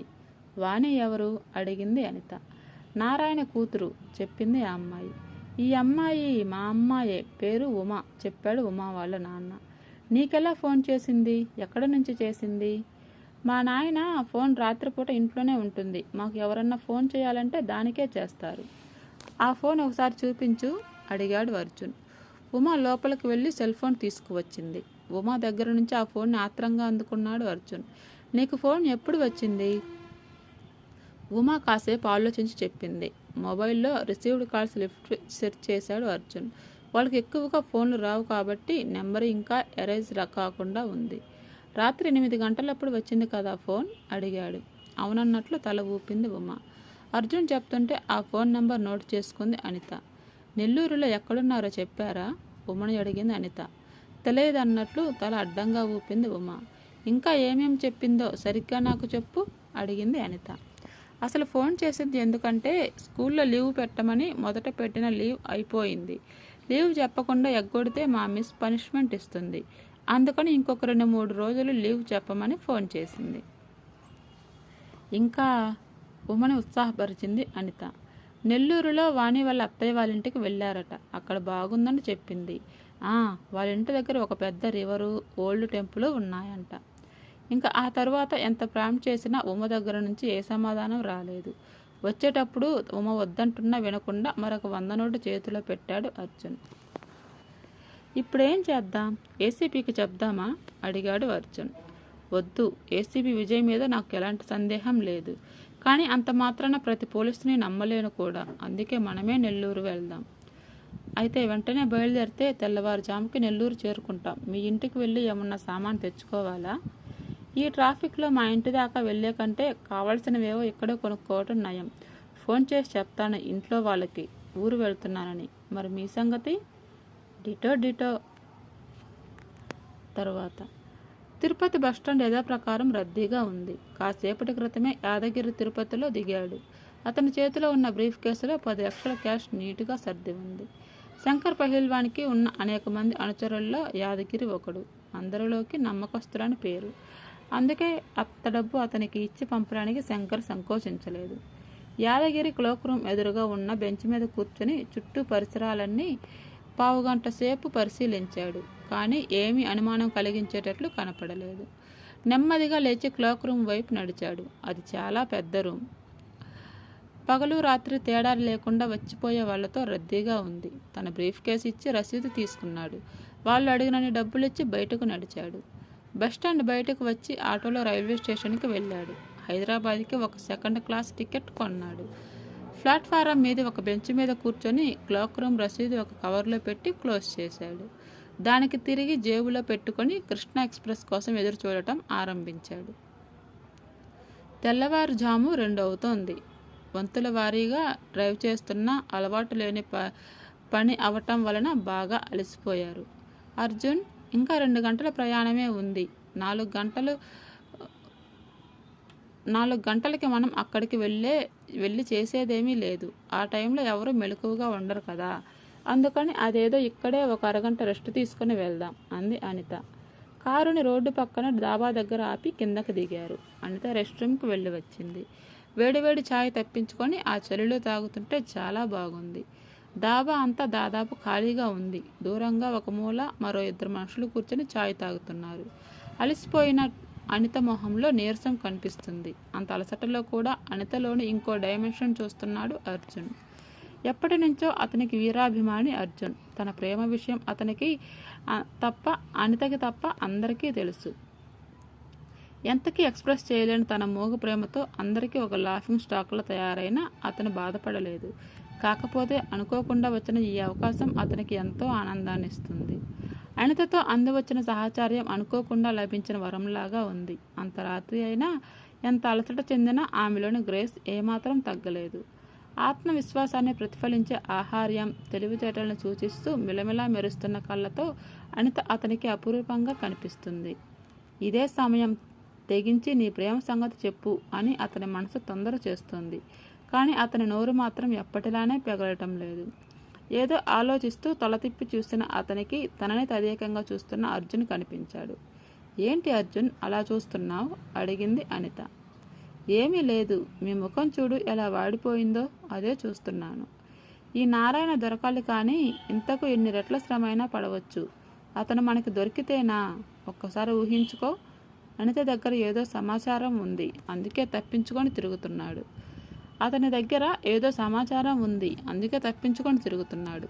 అతని దగ్గర నుండి ఈ రహస్యం సేకరించగలిగితే గ్యారంటీగా అది ఒక సెన్సేషన్ అవుతుంది. వాడు దొరికినా ఆ రహస్యం మీకు చెప్పాలని ఏముంది? అంతగా అయితే అప్పుడు విజయ్ సహాయం తీసుకుందాం. నాకెందుకో ఆ నారాయణ అంత ప్రమాదకరమైన వ్యక్తి కాదనిపిస్తుంది. వాడు ప్రమాదకరం కాకపోయినా ఇంత పెద్ద కేసులో సమాచారం చెప్పగల ఏకైక వ్యక్తి అని తెలిస్తే ఎంతమంది అతని కోసం ప్రయత్నిస్తుంటారో. వారంతా మంచివారని చెప్పలేం కదా. ఇంతలో వారు వెనుక ఉన్న తడికలాంటి తలుపు తెరుచుకుని ఒక వ్యక్తి బయటికి వచ్చాడు. అతనిని చూడగానే అప్పటిదాకా లోపల కూర్చున్న వ్యక్తులు కూడా లేచి తమ కారు వైపు బయలుదేరారు. తమను దాటి ముందుకు వెళ్తున్న ఆ ముగ్గురులోని ఒక వ్యక్తి తననే గుచ్చుగుచ్చి చూడటం గమనించినా పెద్దగా పట్టించుకోలేదు అనిత. డాబా నుంచి బయటకు వచ్చిన ముగ్గురు తమ కారులో కూర్చొని బయలుదేరారు. అప్పటిదాకా మౌనంగా ఏదో ఆలోచిస్తున్న ఆ ముగ్గురులోని ఒక వ్యక్తి అయిన గోపాల్ ఉలిక్కిపడి అరిచాడు. ఇప్పుడు గుర్తొచ్చింది, ఆపరా కారు అంటూ. ఏమిటి? ఏం గుర్తొచ్చింది? ఎందుకు అలా అరిచావు? కారుని సడన్ బ్రేక్తో ఆపుతూ ప్రశ్నించాడు డ్రైవింగ్ చేస్తున్న సుబాని. ఇందాక దాబాలో మనతో ఉన్న మరో 2 కస్టమర్లు ఉన్నారే, ఒక పోరగాడు, పోరి. వాళ్ళెవరనుకుంటున్నావు? టీవీ 10 ఛానల్లో ఉంటుంది ఆ అమ్మాయి. పైగా వాళ్ళేమి మాట్లాడుకుంటున్నారో తెలుసా? నారాయణ గారిని పట్టుకోవాలంట, రహస్యం తెలుసుకోవాలంట. నేను ఒంటికి పోయాను కదా, అక్కడ వీళ్ళ మాటలు వినిపించాయి. కానీ నారాయణ అంటే ఇంకెవడో అయి ఉంటాడనుకున్నాను. కానీ ఇప్పుడు అనిపిస్తుంది, టీవీ వాళ్ళు వెతుకుతున్నది, మనం వెతుకుతున్నది ఒక నారాయణ గురించే, చెప్పాడు గోపాల్. మనం కూడా వాళ్ళని వెంబడిస్తే తిన్నగా నారాయణ ఉన్న ఊరు పోవచ్చు. ఈ విధంగా ప్రతి ఊరిలో కొంతమంది చొప్పున కాపలా కాయవలసిన అవసరం ఉండదు. తిప్పరా కారు, వాళ్ళని వెంబడించాలి. గిర్రున వెనక్కి తిరిగిన కారు తిరిగి డాబా దగ్గరికి వచ్చింది. కానీ అప్పటికే అనిత, అర్జున్లు ప్రయాణిస్తున్న కారు వెళ్ళిపోయి చాలాసేపు అయింది. మంచి ఛాన్స్ మిస్ అయిందిరా. అయినా ఏమో, వాళ్ళు కూడా నెల్లూరు పోతుండారేమో, ఎవరికి తెలుసు అన్నాడు సుబాని. గోపాల్ అప్పటికే ఈ డెవలప్మెంట్ శంకర్ పహిల్వానికి చేరవేసే పనిలో ఉన్నాడు. 9వ రోజు శంకర్ పహిల్వాన్ తెల్లవారక ముందే వచ్చాడు అతని దగ్గరికి. పేరు మీరు చెప్పిన దానికి ఇప్పటి పరిస్థితికి కాస్త తేడాగా ఉంది. నారాయణగాడు ఎక్కడ ఉంటాడో మనకు తెలియదు, పోలీసులకు తెలియదు. కానీ కొంతమంది జర్నలిస్టులకి ఈ విషయం తెలిసిపోయిందేమో అని అనుమానంగా ఉంది. దీంట్లో ఏసీపీ విజయ్ హస్తం కూడా ఉండి ఉండవచ్చని అనుమానంగా ఉంది. ఏ జర్నలిస్ట్? టీవీ జర్నలిస్ట్, పేరు అనిత. 10 నిమిషాలు కూర్చోండి అని లోపల గదిలోకి వెళ్ళాడు. 10 నిమిషాలన్నది అరగంట అయింది. శంకర్ పహిల్వాన్ కుర్చీలో నుండి లేవపోతుంటే లోపల నుండి వచ్చాడతను. టీవీ వాళ్ళకి కానీ పోలీసులకు కానీ ఈ విషయంలో ఏ సంబంధమూ లేదు. బహుశా ఆ అనితే తనే స్వంతంగా ఈ పరిశోధన చేస్తుండవచ్చు. తనకున్న పరపతి అంతా ఉపయోగించి కనుక్కొని విషయాన్ని వివరంగా చెప్పాడు. ఇద్దరూ ఒక నిమిషం ఆలోచిస్తూ కూర్చున్నారు. మరి ఏం చేయమంటారు? అడిగాడు శంకర్. నారాయణతో పాటు అనితను కూడా బంధించండి. బాగా గుర్తుపెట్టుకోండి, ఇద్దరు ప్రాణాలకు ఎలాంటి హాని జరగకూడదు. అనిత పక్కనున్న వాడు మాత్రం నాకు అవసరం లేదు, మీ ఇష్టం. అనిత మాత్రం ప్రాణాలతో ఎందుకు? అనవసరపు రిస్క్. అనితతో నాకు వేరే పని ఉంది. చెప్పినట్లు చెయ్యండి. అయితే మరో 20 లక్షలు అవుతుంది. సరే. కోదండరావుకి దాదాపు అర్ధరాత్రి ప్రాంతంలో ఫోన్ వచ్చింది అధిష్టానం నుండి. అర్జెంటుగా అధినేతతో చర్చలకు రేపు ఢిల్లీ రావాల్సిందిగా వచ్చిన మెసేజ్ అది. అనుకుంటున్నదే అయినా ఆఖరి నిమిషం వరకు ప్రత్యామ్నాయాలు వెతుకుతూనే ఉన్నాడు కోదండరావు. శాశ్వతం కాదని తెలిసినా పదవి పోతుందంటే ఎక్కడో కలుక్కుమంటుంది. కేసు సంగతి ఎంతవరకు వచ్చిందో కనుక్కోవటానికి ఏసీపీ విజయ్కి రాత్రే ఫోన్ చేశాడు. ఏమైంది విజయ్? డిఎన్ఏ రిపోర్ట్ ఎప్పుడు వస్తుంది? ఏం చెప్పమంటారు సార్, ఇప్పుడు ఇంకాసేపు అంటూనే లేట్ చేస్తున్నారు. ఇవాళ ఇస్తామన్నారు, మరలా రేపు అంటున్నారు. మీకు తెలుసు కదా సార్, ఫోరెన్సిక్ వాళ్ళ మీద నాకేమీ కంట్రోల్ ఉండదు. కనీసం రేపు మధ్యాహ్నం లోపు వచ్చే వీలు ఉందా? ట్రై చేస్తాను సార్. ఏమీ అనుకోకపోతే ఒక మాట, వామనమూర్తి గారికి చెప్పకపోయారా సార్? నవ్వేశాడు కోదండరావు చూద్దాం అంటూ. వామనమూర్తికి ఢిల్లీలోని అతని శ్రేయోభిలాషి ఫోన్ చేసి చెప్పాడు. కోదండరావుని ఢిల్లీ పిలిచారు. ఈరోజు అటో ఇటో తేలిపోతుంది. అది తేలటమేమో కానీ వామనమూర్తి గాలిలో తేలిపోతున్నాడు. 2 రోజులు మహా అయితే ఇంకొక రోజు తరువాత తన ముఖ్యమంత్రి. 40 సంవత్సరాల కృషి నుంచి మంచి చెడు తీసి పక్కన పెడితే రాజకీయాలలోని ప్రతి వ్యక్తి గోల్ అదే కదా. చివరి నిమిషంలో అలసత్వం పనికిరాదు. చేయాల్సిన పనులు ఇంకా ఉన్నాయి. హఠాత్తుగా గుర్తుకొచ్చింది రవివర్మకి అసెంబ్లీ సీటుకు సహాయం చేయమని కోదండరావు దగ్గరికి వెళ్ళిన రోజు.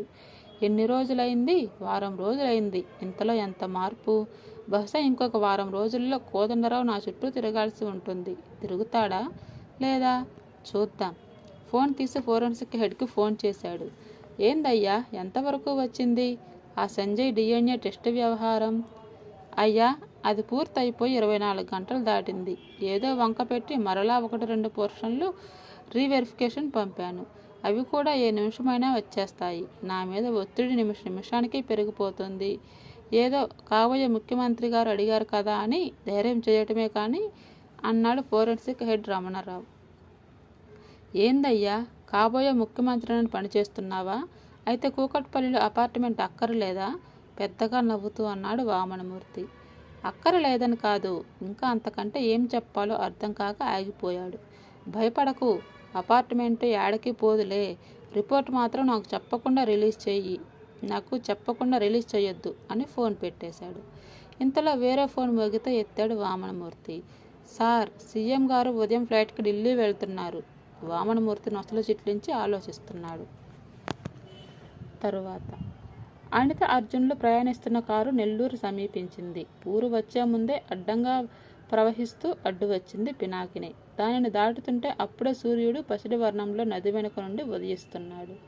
తల కుడివైపుకు తిప్పగానే ఉదయ భానుడిచే అభిషేకింపబడుతున్న రంగనాథస్వామి ఆలయం కనిపించింది. పెద్ద నది పక్కనే ఓల్డ్ టెంపుల్. ఉమ చెప్పిన మాటలు అనితకి చెవులో మారుమోగుతున్నాయి. ఊర్లోకి ప్రవేశించకుండానే మనకు కావాల్సిన ల్యాండ్ మార్క్ సులభంగా దొరికింది. అలాగే నారాయణ కూడా దొరికితే బాగుండు అంది అనిత. అవునన్నట్లు తల ఊపి కారు రోడ్డు పక్కన ఆపాడు. అక్కడ నిలబడి ఉన్న వారిని గుర్తులు అడిగి కారుని ఆలయం వైపు పోనిచ్చాడు అర్జున్. సువాణి, గంగులు, గోపాల్ ముగ్గురు వస్తున్న కారు నెల్లూరులోకి ప్రవేశించింది. వాళ్ళు కూడా ఊరికి కొత్తే. కానీ వారికి అప్పగించిన పని చాలా సులువైనది. వెళ్ళి రైల్వే స్టేషన్ దగ్గర నిలబడి ఉండాలి. కృష్ణా ఎక్స్ప్రెస్ వెళ్లే వరకు వేచి ఉండాలి. ఒకవేళ ట్రైన్లోని యాదగిరిని ఇదే ఊరిలో కాంటాక్ట్ చేసే ప్రయత్నం చేస్తే అప్పుడు అసలు యాక్షన్ మొదలవుతుంది. పైకి సాధారణంగా కనిపిస్తున్నా వాళ్ళు అవసరమైతే ప్రాణాలకు తెగించే తెగువ ఉన్నవారే. ఇలాంటి పనులలో రాటు తేలిపోయిన వారే. సమీపంలోని ఒక హోటల్లో టిఫిన్ లాగించి రైల్వే స్టేషన్ ఎదురుగా రోడ్డు మీద కారు పార్కు చేసి కూర్చున్నారు. ఎందుకైనా మంచిదని నారాయణ ఫోటో బయటకు తీసి ముగ్గురు జాగ్రత్తగా పరిశీలించారు. అతను తిరుపతి వెళ్ళాడు కాబట్టి బహుశా గుండుతో ఉండి ఉండొచ్చన్న అనుమానంతో అతని రూపాన్ని గుండులోకి మార్చి ఊహించుకొని మనసులోనే రిజిస్టర్ చేసుకుంటున్నారు. ఇంకా 2 గంటల పైనే టైం ఉంది కృష్ణా ఎక్స్ప్రెస్ నెల్లూరు చేరటానికి. తరువాత నారాయణ ఉదయాన్నే నిద్ర లేచాడు. జీవితంలో ఇప్పటి వరకు కొన్ని వేల ఉదయాలు చూశాడు. ఈరోజు మాత్రం తన జీవిత ముఖచిత్రాన్ని మార్చే రోజు. కాస్త జాగ్రత్త, ఇంకాస్త నేర్పు చాలు మిగిలిన జీవితం సులభంగా సుఖంగా గడిచిపోవటానికి. సూట్ కేస్ నుండి శుభ్రంగా ఇస్త్రీ చేసిన బట్టలు బయటకు తీసి వేసుకున్నాడు. ఏంటి నాన్న, ఎక్కడికి వెళ్తున్నావు? ఇంత పొద్దున్న తయారవుతున్నావు? వాణి అడిగింది ఆశ్చర్యంగా అంత ఉదయాన్నే రెడీ అవుతున్న తండ్రిని చూసి. చిన్న పనుందిలేమ్మా, వెంటనే వస్తాను అన్నాడే తప్ప ఇంకేమీ మాట్లాడలేదు. జేబులో డబ్బులు పెట్టుకుంటుంటే గుర్తొచ్చింది స్టేషన్లో ప్లాట్ఫారం టికెట్ కోసం 3 రూపాయలు చిల్లర కావాలని. ఒక్కొక్కసారి అవసరమైనంత చిల్లర కూడా లేకుండా ఇబ్బంది పడవలసి ఉంటుంది. ఏమ్మా, 3 రూపాయల చిల్లర ఉంటే చూడు అన్నాడు వాణితో. వాణి లోపలికి వెళ్ళి చిల్లర తీసుకువచ్చింది. ఎందుకు నాన్న? మళ్ళీ అడిగింది వాణి. ప్లాట్ఫారం టికెట్కి లేమ్మా. ఏంటి నాన్న, ఊరు వెళ్తున్నావా? ఊరు వెళ్ళే వాళ్ళు ప్లాట్ఫారం టికెట్ కొనుక్కోరు. స్టేషన్కి వెళ్ళాలంటే అది కావాలి. కృష్ణాలో తెలిసిన వాళ్ళు వస్తున్నారు, కలిసి వస్తాను అంటూ బయటకు నడిచాడు. అక్కడి నుండి రైల్వే స్టేషన్ నడిచి వెళ్ళే దూరమే. నెమ్మదిగా బయలుదేరి అటువైపు నడవటం మొదలుపెట్టాడు. యాదగిరి తిరుపతి రైల్వే స్టేషన్లో కృష్ణా ఎక్స్ప్రెస్ ఎక్కి కూర్చున్నాడు. ట్రైన్ బయలుదేరింది. రేణిగుంట స్టేషన్ సమీపించింది. అరగంటలోపే మొదటి స్టేషన్ చేరువవుతుంటే యాదగిరి గుండె వేగంగా కొట్టుకుంటుంది. ఇంతవరకు ఎలాంటి సూచనలు లేవు. ఏ స్టేషన్లో ఎవరికి ఎలా అందజేయమంటాడో తెలియదు. ఏమాత్రం తేడా వచ్చినా తన వల్ల ప్లాన్ పాడైనా శంకర పహిల్వాన్ తోలు తీస్తాడు. అందుకే ఒళ్ళంతా కళ్ళు చేసుకుని మరీ అలర్ట్గా ఉన్నాడు.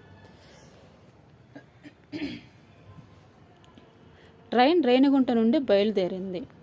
గుడి దగ్గరకు చేరుకున్న అనిత, అర్జున్ దాని చుట్టుపక్కల అరగంట నుండి నారాయణ ఫోటో పట్టుకొని ఎంక్వైరీ చేస్తున్నారు. అనుభవం లేకపోవటం చేత, కొంత అథారిటీ లేకపోవటం చేత కొంత వారి వెతుకులాటకి ఫలితం కనపడటం లేదు.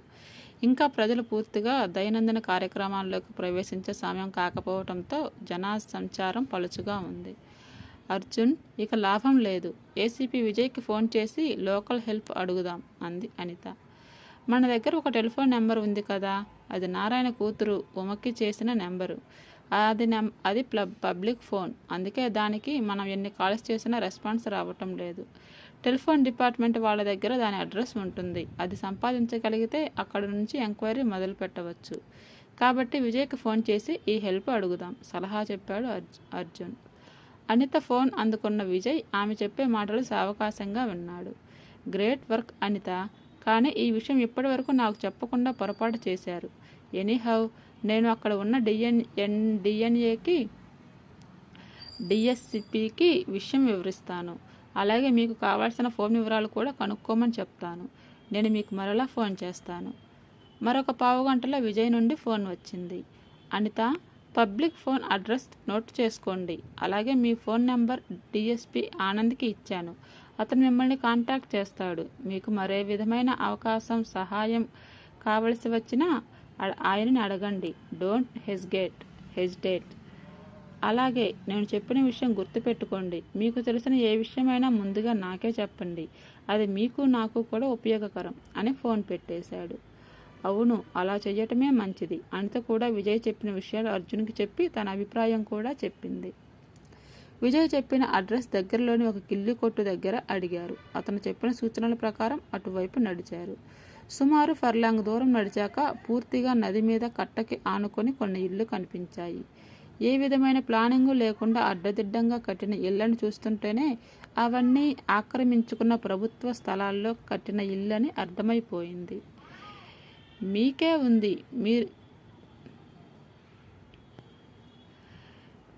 ఉంది మీరు పట్టుకోలేకపోయినా పర్వాలేదు, కానీ అతనికి మాత్రం అనుమానం రాకూడదు. అలాగే ఆ జర్నలిస్ట్ అనిత, దాన్ని అనుసరించి ఉన్న కెమెరామ్యాన్ను కూడా బంధించండి. ముఖ్యంగా నారాయణ, అనితలు ప్రాణాలతో కావాలి. Best of luck. మరొకసారి జాగ్రత్తలు చెప్పి ఫోన్ పెట్టేశాడు. అనిత, అర్జున్లు కారు రైల్వే స్టేషన్ చేరుకునే సమయానికి డిఎస్పి ఆనంద్ కూడా అక్కడికి చేరుకున్నాడు. డిఎస్పి ఆనంద్ విజయ్కి క్లోజ్ ఫ్రెండ్. ఆనంద్కు కూడా విజయ్లానే పూర్తి నిబద్ధతతో కర్తవ్యానికి అంకితమైన పోలీస్ ఆఫీసర్. ఆనంద్ కారు కాస్త అవతలగా పార్క్ చేసి తను కూడా అనిత, అర్జున్లతో పాటు వారు కారులోనే కూర్చున్నాడు. ముగ్గురు ఒకరితో ఒకరు కేసు గురించి చర్చించుకుంటున్నా వారి దృష్టి మాత్రం రైల్వే స్టేషన్ ఎంట్రన్స్ మీదే ఉంది. రైల్వే స్టేషన్ ముందు ఆవరణంతా చాలా విశాలంగా ఉంది. కారుని ఎంట్రన్స్ కనిపించేలా ఆపి ఉంచినా ఎవరూ పట్టించుకోలేదు. ఒకవేళ ఎవరన్నా అబ్జెక్ట్ చేసినా చూసుకోవటానికి నేనున్నానంటూ ఆనంద్ భరోసా ఇచ్చాడు. స్టేషన్లోని అనౌన్స్మెంట్లు బయట కూడా వినిపిస్తున్నాయి. కృష్ణా ఎక్స్ప్రెస్ రాబోతుందని చేస్తున్న అనౌన్స్మెంట్ వినిపిస్తుంది. అనిత అలర్ట్ అయింది. అప్పటిదాకా స్తబ్దుగా ఉన్న స్టేషన్ చుట్టూ వాతావరణంలో అలజడి మొదలైంది. ప్రయాణికుల రద్దీ నెమ్మదిగా పెరుగుతోంది. స్టేషన్ ప్రధాన ద్వారం దగ్గర వచ్చే పోయే ప్రయాణికులు, రిక్షా వాళ్ళు, ఆటో డ్రైవర్లతో చిన్న గుంపు ఏర్పడుతోంది. ఆఖరి నిమిషంలో హఠాత్తుగా వచ్చిన ఆలోచనలకి క్లియర్ చేసుకోవడానికి అనిత ఆనంద్ని అడిగింది. అన్నట్లు స్టేషన్ నుంచి బయటకు రావడానికి ఇదేనా మార్గం? ఇంకేమన్నా ఉన్నాయా? ఆనంద్ కూడా ఆలోచనలో పడ్డాడు. ఇంకో 2 మార్గాలు ఉన్నాయి. తూర్పు వైపు మరో 2 దారులు ఉన్నాయి. కానీ మీరు చెప్పిన దాని ప్రకారం నారాయణ కుటుంబం ఉండేది ఇటుపక్క కాబట్టి ఇటే వస్తాడన్న ఉద్దేశంతో ఉన్నాను. ఏమో, ఎవరు చూడవచ్చారు? ఎందుకైనా మంచిది. నేను మిగిలిన మార్గాల్లో ఏదో ఒకదాని దగ్గర ఉంటాను. అర్జున్, నువ్వు ఒక మార్గం దగ్గర ఉండు. ఇటువైపు చూసుకోవటానికి ఆనంద్ ఎలాగూ ఉన్నారు కదా. మీరు ఒంటరిగా?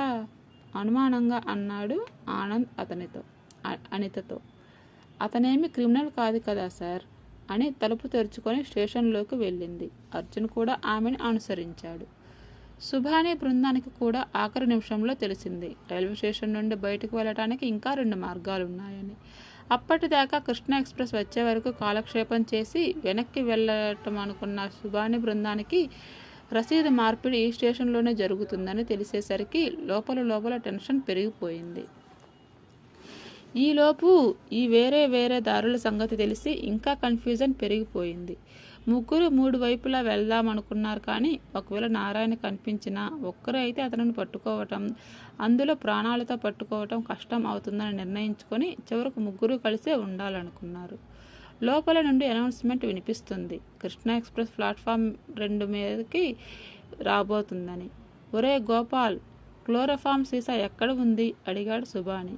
కారు డాష్బోర్డ్ తీసి ఇచ్చాడు. తెరువు. గోపాల్ సీసా తీశాడు. సుబాని ముగ్గురు కర్చీఫ్లోని కొన్ని చుక్కలు వేశాడు. వాటిని మడతపెట్టి తిరిగి జేబులో పెట్టుకున్నారు. పదండి అనుకుంటూ ముగ్గురు పరుగున ప్లాట్ఫారం 2 మీదకి చేరుకునేటప్పటికి దూరంగా కృష్ణా ఎక్స్ప్రెస్ వస్తూ కనిపించింది. ముగ్గురం ఒక చోట ఉంటే లాభం లేదు. గోపాల్, నువ్వు ముందు వైపు వెళ్ళు. గంగులు, నువ్వు వెనక వైపు వెళ్ళు. అందరు సెల్ ఫోన్లు రెడీగా ఉంచుకోండి. కమాన్ రన్ అన్నాడు సుబాని. గోపాల్, గంగులు చిరొక వైపుకి పరిగెత్తారు. సుబానిని దాటుకుంటూ వెళ్లారు అనిత, అర్జున్లు. అయితే హడావుడిలో ఉన్న సుబాని వీరిని గమనించలేదు. అతని దృష్టి అంతా ప్లాట్ఫారం మీద నారాయణ ఎక్కడున్నా కనిపిస్తాడా అని వెతకడంలోనే ఉంది.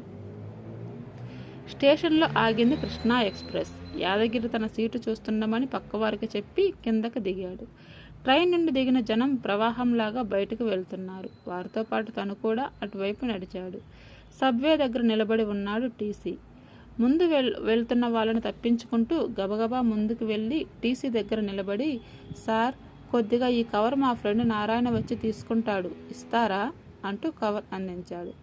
అంతకుముందే నారాయణ చెప్పి ఉండటం వలన అందరి దగ్గర టికెట్లు కలెక్ట్ చేసే హడావుడిలో ఉన్న టీసీ తలెత్తి కూడా చూడకుండా దాన్ని కోటు జేబులో పెట్టుకొని తన పని కొనసాగించాడు. యాదగిరి మరలా వెనక్కి తిరిగి తన బోగి వైపు నడిచాడు. దారిలో సుబాని కనిపించాడు. కానీ అతను ఎవరో తెలియనట్లే తన దారిని తను వెళ్ళి ట్రైన్ ఎక్కాడు. వెంటనే ట్రైన్ బయలుదేరింది. ఇంతమంది జనం మధ్య నారాయణను వెతకటం దాదాపు అసాధ్యం. కొంతమంది ప్రయాణికులు చూడు పట్టాలు దాటి వెళ్ళిపోతున్నారు. నువ్వు అటు వెళ్ళి గమనించు, నేను తూర్పు వైపు ఎంట్రన్స్ దగ్గరికి వెళ్తాను అంది అనిత అర్జున్తో. నువ్వు ఒక్కదానివే వెళ్ళటం సేఫ్ కాదనే కదా నేను వచ్చింది. మరలా విడిపోతే ఉపయోగం ఏముంది? ఇప్పుడు ఆర్గ్యుమెంట్కు టైం లేదు. కమాన్ రన్ అంటూ తను అనుకున్న వైపు పరిగెత్తింది. ఇష్టం లేకపోయినా మరో మార్గం లేదు కాబట్టి అనిత చెప్పిన వైపు బయలుదేరాడు అర్జున్. ట్రైన్ వెళ్ళిపోయిన 2 నిమిషాల్లో ప్లాట్ఫారం మరలా ఖాళీ అయింది. అప్పటికే 2వ నెంబర్ ప్లాట్ఫారం మీద నుండి తూర్పు వైపు ఎంట్రన్స్కి చేరుకున్న అనిత ప్రయాణికులను జాగ్రత్తగా గమనిస్తుంది నారాయణ కోసం. కానీ నారాయణ జాడ కనపడలేదు. సుబాని గ్రూప్ మాత్రం అనితను గుర్తించారు. వెంటనే సుబాని మిగిలిన ఇద్దరికి ఫోన్ చేసి గోపాల్ని తన దగ్గరికి రమ్మని, గంగుల్ని మాత్రం నారాయణ కోసం చూస్తుండమని చెప్పాడు. గోపాల్ వచ్చి సుబానిని కలుసుకున్నాడు. ప్రయాణికులందరూ బయటికి వెళ్ళటం అయిపోయింది. అనితకి నారాయణ ఆచూకీ మాత్రం దొరకలేదు. ఏం చేయాలో అర్థం కాక తిరిగి స్టేషన్లోకి బయలుదేరింది. ఆమె అటువైపు రావటం గమనించగానే సుబాని గోపాల్ చెవిలో తన ప్లాన్ చెప్పాడు. అనుకున్న ప్లాన్ ప్రకారం గోపాల్ ఎంట్రన్స్ బయట నుంచున్నాడు. సుబాని మాత్రం ప్లాట్ఫారం మీద నిలబడి ఉన్నాడు. అనిత తనకి బాగా చేరువ అయింది అనుకున్న వెంటనే సుబాని పెద్దగా నారాయణ, ఒరేయ్ నారాయణ అని అరిచాడు. ఉలిక్కి పడిన అనిత అతను ఎవరిని ఉద్దేశించి అరుస్తున్నాడో చూడటానికి వెనక్కి తిరిగి చూసింది.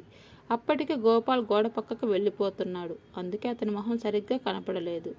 సుబాని కూడా ఇప్పుడు ఎంట్రన్స్ వైపు నడుస్తున్నాడు. అనిత గబగబా అతన్ని చేరుకుంది. మీరు ఇప్పుడు నారాయణ అని కేక పెట్టారు. నారాయణ అంటే మా ఫ్రెండ్ మేడం, హైదరాబాదులో ఉంటాడు. ఇప్పుడు ఇక్కడున్నాడు. కలుసుకుందాం రమ్మంటే వచ్చాను. ఇప్పుడే కృష్ణాలో దిగాను. మరి మిమ్మల్ని కలవకుండా, మీ అరుపులను వినిపించుకోకుండా ఎక్కడికి వెళ్తున్నాడు? వాడెక్కడికి వెళ్తాడండి? మా మిగిలిన ఫ్రెండ్స్ కనిపించి ఉంటారు. వారి వైపు వెళ్ళి ఉంటారు. నా మాటలు వినిపించి ఉండవు. నేను ఒక నారాయణ కోసం వెతుకుతున్నాను. అతను ఇతను ఒకరేనేమో చూద్దాం. నాకు చూపించరా మీ ఫ్రెండ్ని? దాందేముంది మేడం, రండి. ఉంటే అదిగో ఆ కారులో కూర్చొని ఉంటాడు. చూద్దాం రండి.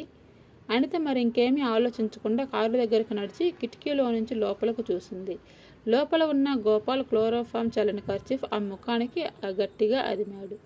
ఏం జరుగుతుందో అర్థమై తల బయటికి లాక్కునే లోపే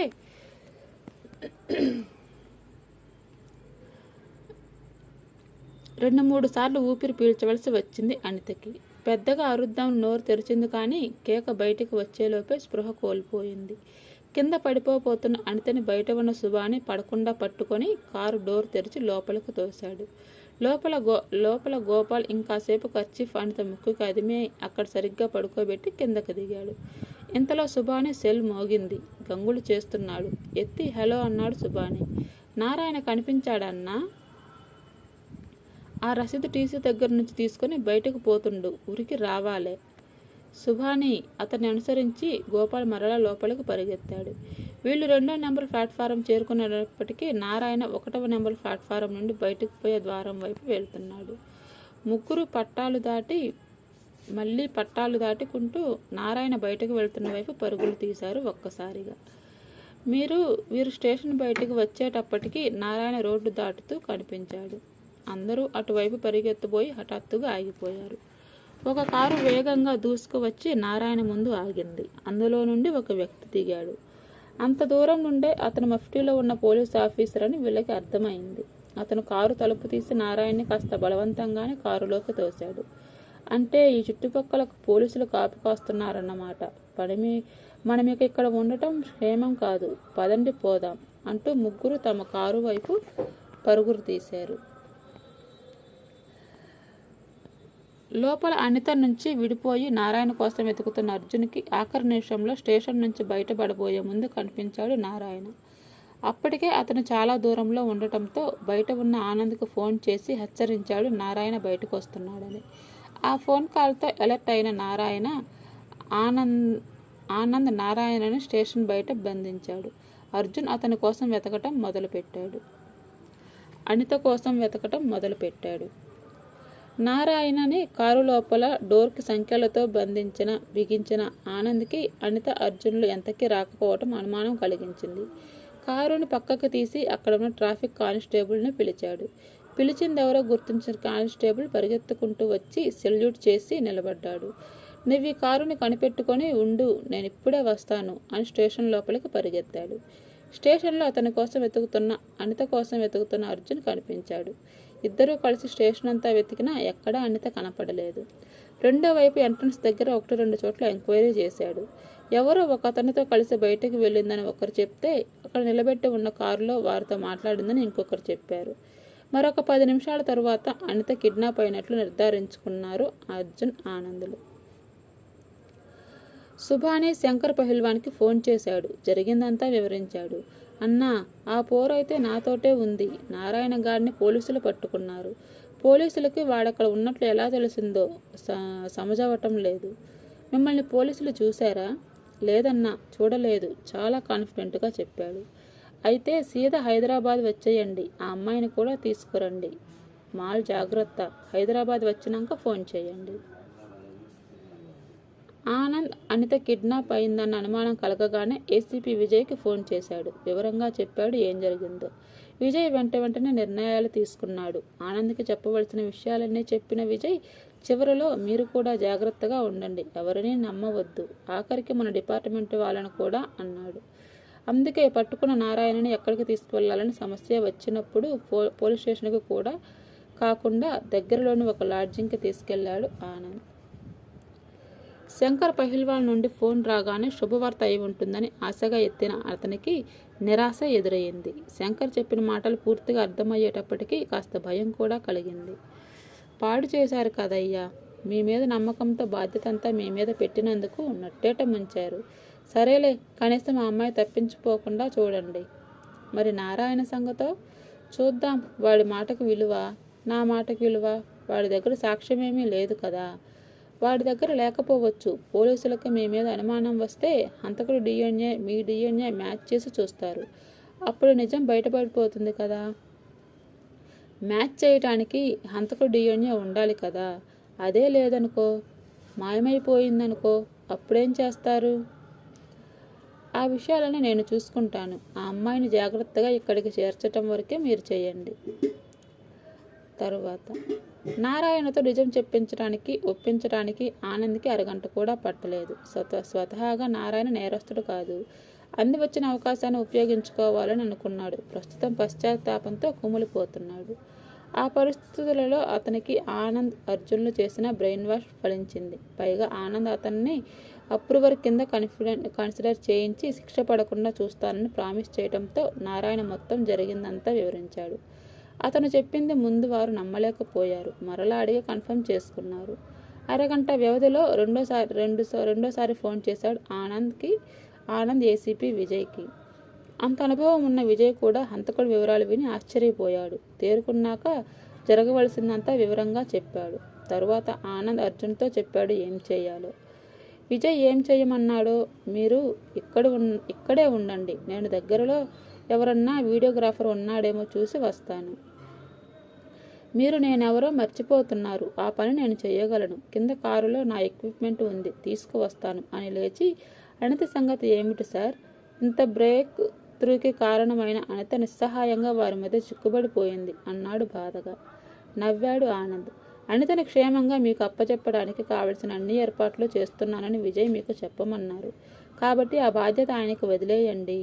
అర్జున్ పరిగెత్తుకుంటూ కిందకు వెళ్ళి కెమెరా ఎక్విప్మెంట్ పట్టుకొచ్చాడు. నారాయణ చెప్తున్న విషయాలన్నీ రికార్డు చేయటం మొదలుపెట్టాడు. ఏసీపీ విజయ్ ల్యాప్టాప్లో అప్పుడే వచ్చిన వీడియో మెసేజ్ చూస్తున్నాడు. ఎస్, ఇంతకు మించి సాక్ష్యం ఇంకేం కావాలి అనుకొని సీఎం కోదండరావు నెంబర్ డయల్ చేశాడు. కోదండరావు ఢిల్లీలో ల్యాండ్ అయి గంట అవుతోంది. ఎయిర్పోర్ట్ నుండి సరాసరి పార్టీ హెడ్ క్వార్టర్స్కి వచ్చాడు. ఎలాగో ఊస్టింగ్ తప్పనప్పుడు దాని గురించి పాకులాడినట్లు కాకుండా ధైర్యంగా ఎదుర్కొన్నట్లు కనపడాలని కోదండరావు ప్రయత్నం. మామూలుగా కోదండరావు పరిచయస్తులు, శ్రేయోభిలాషులు కూడా మొహమాటానికి పలకరించి దూరంగా జరిగిపోతున్నారు. అధికారం అంతనా చూడవలే కదా అయ్యగారు సాబోగులు గుర్తుకు వచ్చి తనలో నేను నవ్వుకుంటూ ఉండగానే ఫోన్ రింగ్ అయింది ఏసీపీ విజయ్ నుండి. ఇంకా ఏముంది మాట్లాడడానికి అనుకుంటూనే ఫోన్ ఎత్తాడు. జరిగిందంతా వివరించాడు ఏసీపీ. ముందు కోదండరావు కూడా నమ్మలేకపోయాడు. కానీ విజయ్ హార్ట్ ఎవిడెన్స్ ఉంది, సార్, మీ పర్సనల్ మెయిల్ ఐడి ఇవ్వండి, మీకే పంపుతాను. నా దగ్గర ఉన్న ఎవిడెన్స్ మీరే చూద్దురు కానీ అన్నాడు.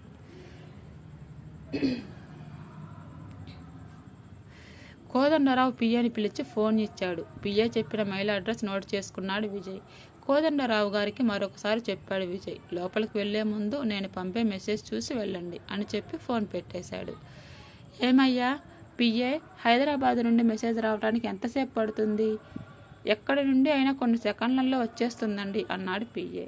ఇంతలో లోపలికి రమ్మని కబురు వచ్చింది. వస్తున్నా అన్నాడు, కానీ పైకి లేవలేదు కోదండరావు. సార్ వచ్చేసింది అన్నాడు పిఏ. ఏది చూపించు. ఓపెన్ చేశాడు పిఏ. సార్, ప్రెసిడెంట్ గారు ఎదురు చూస్తుంటారు చెప్పాడు లోపలకు రమ్మన్న అతను.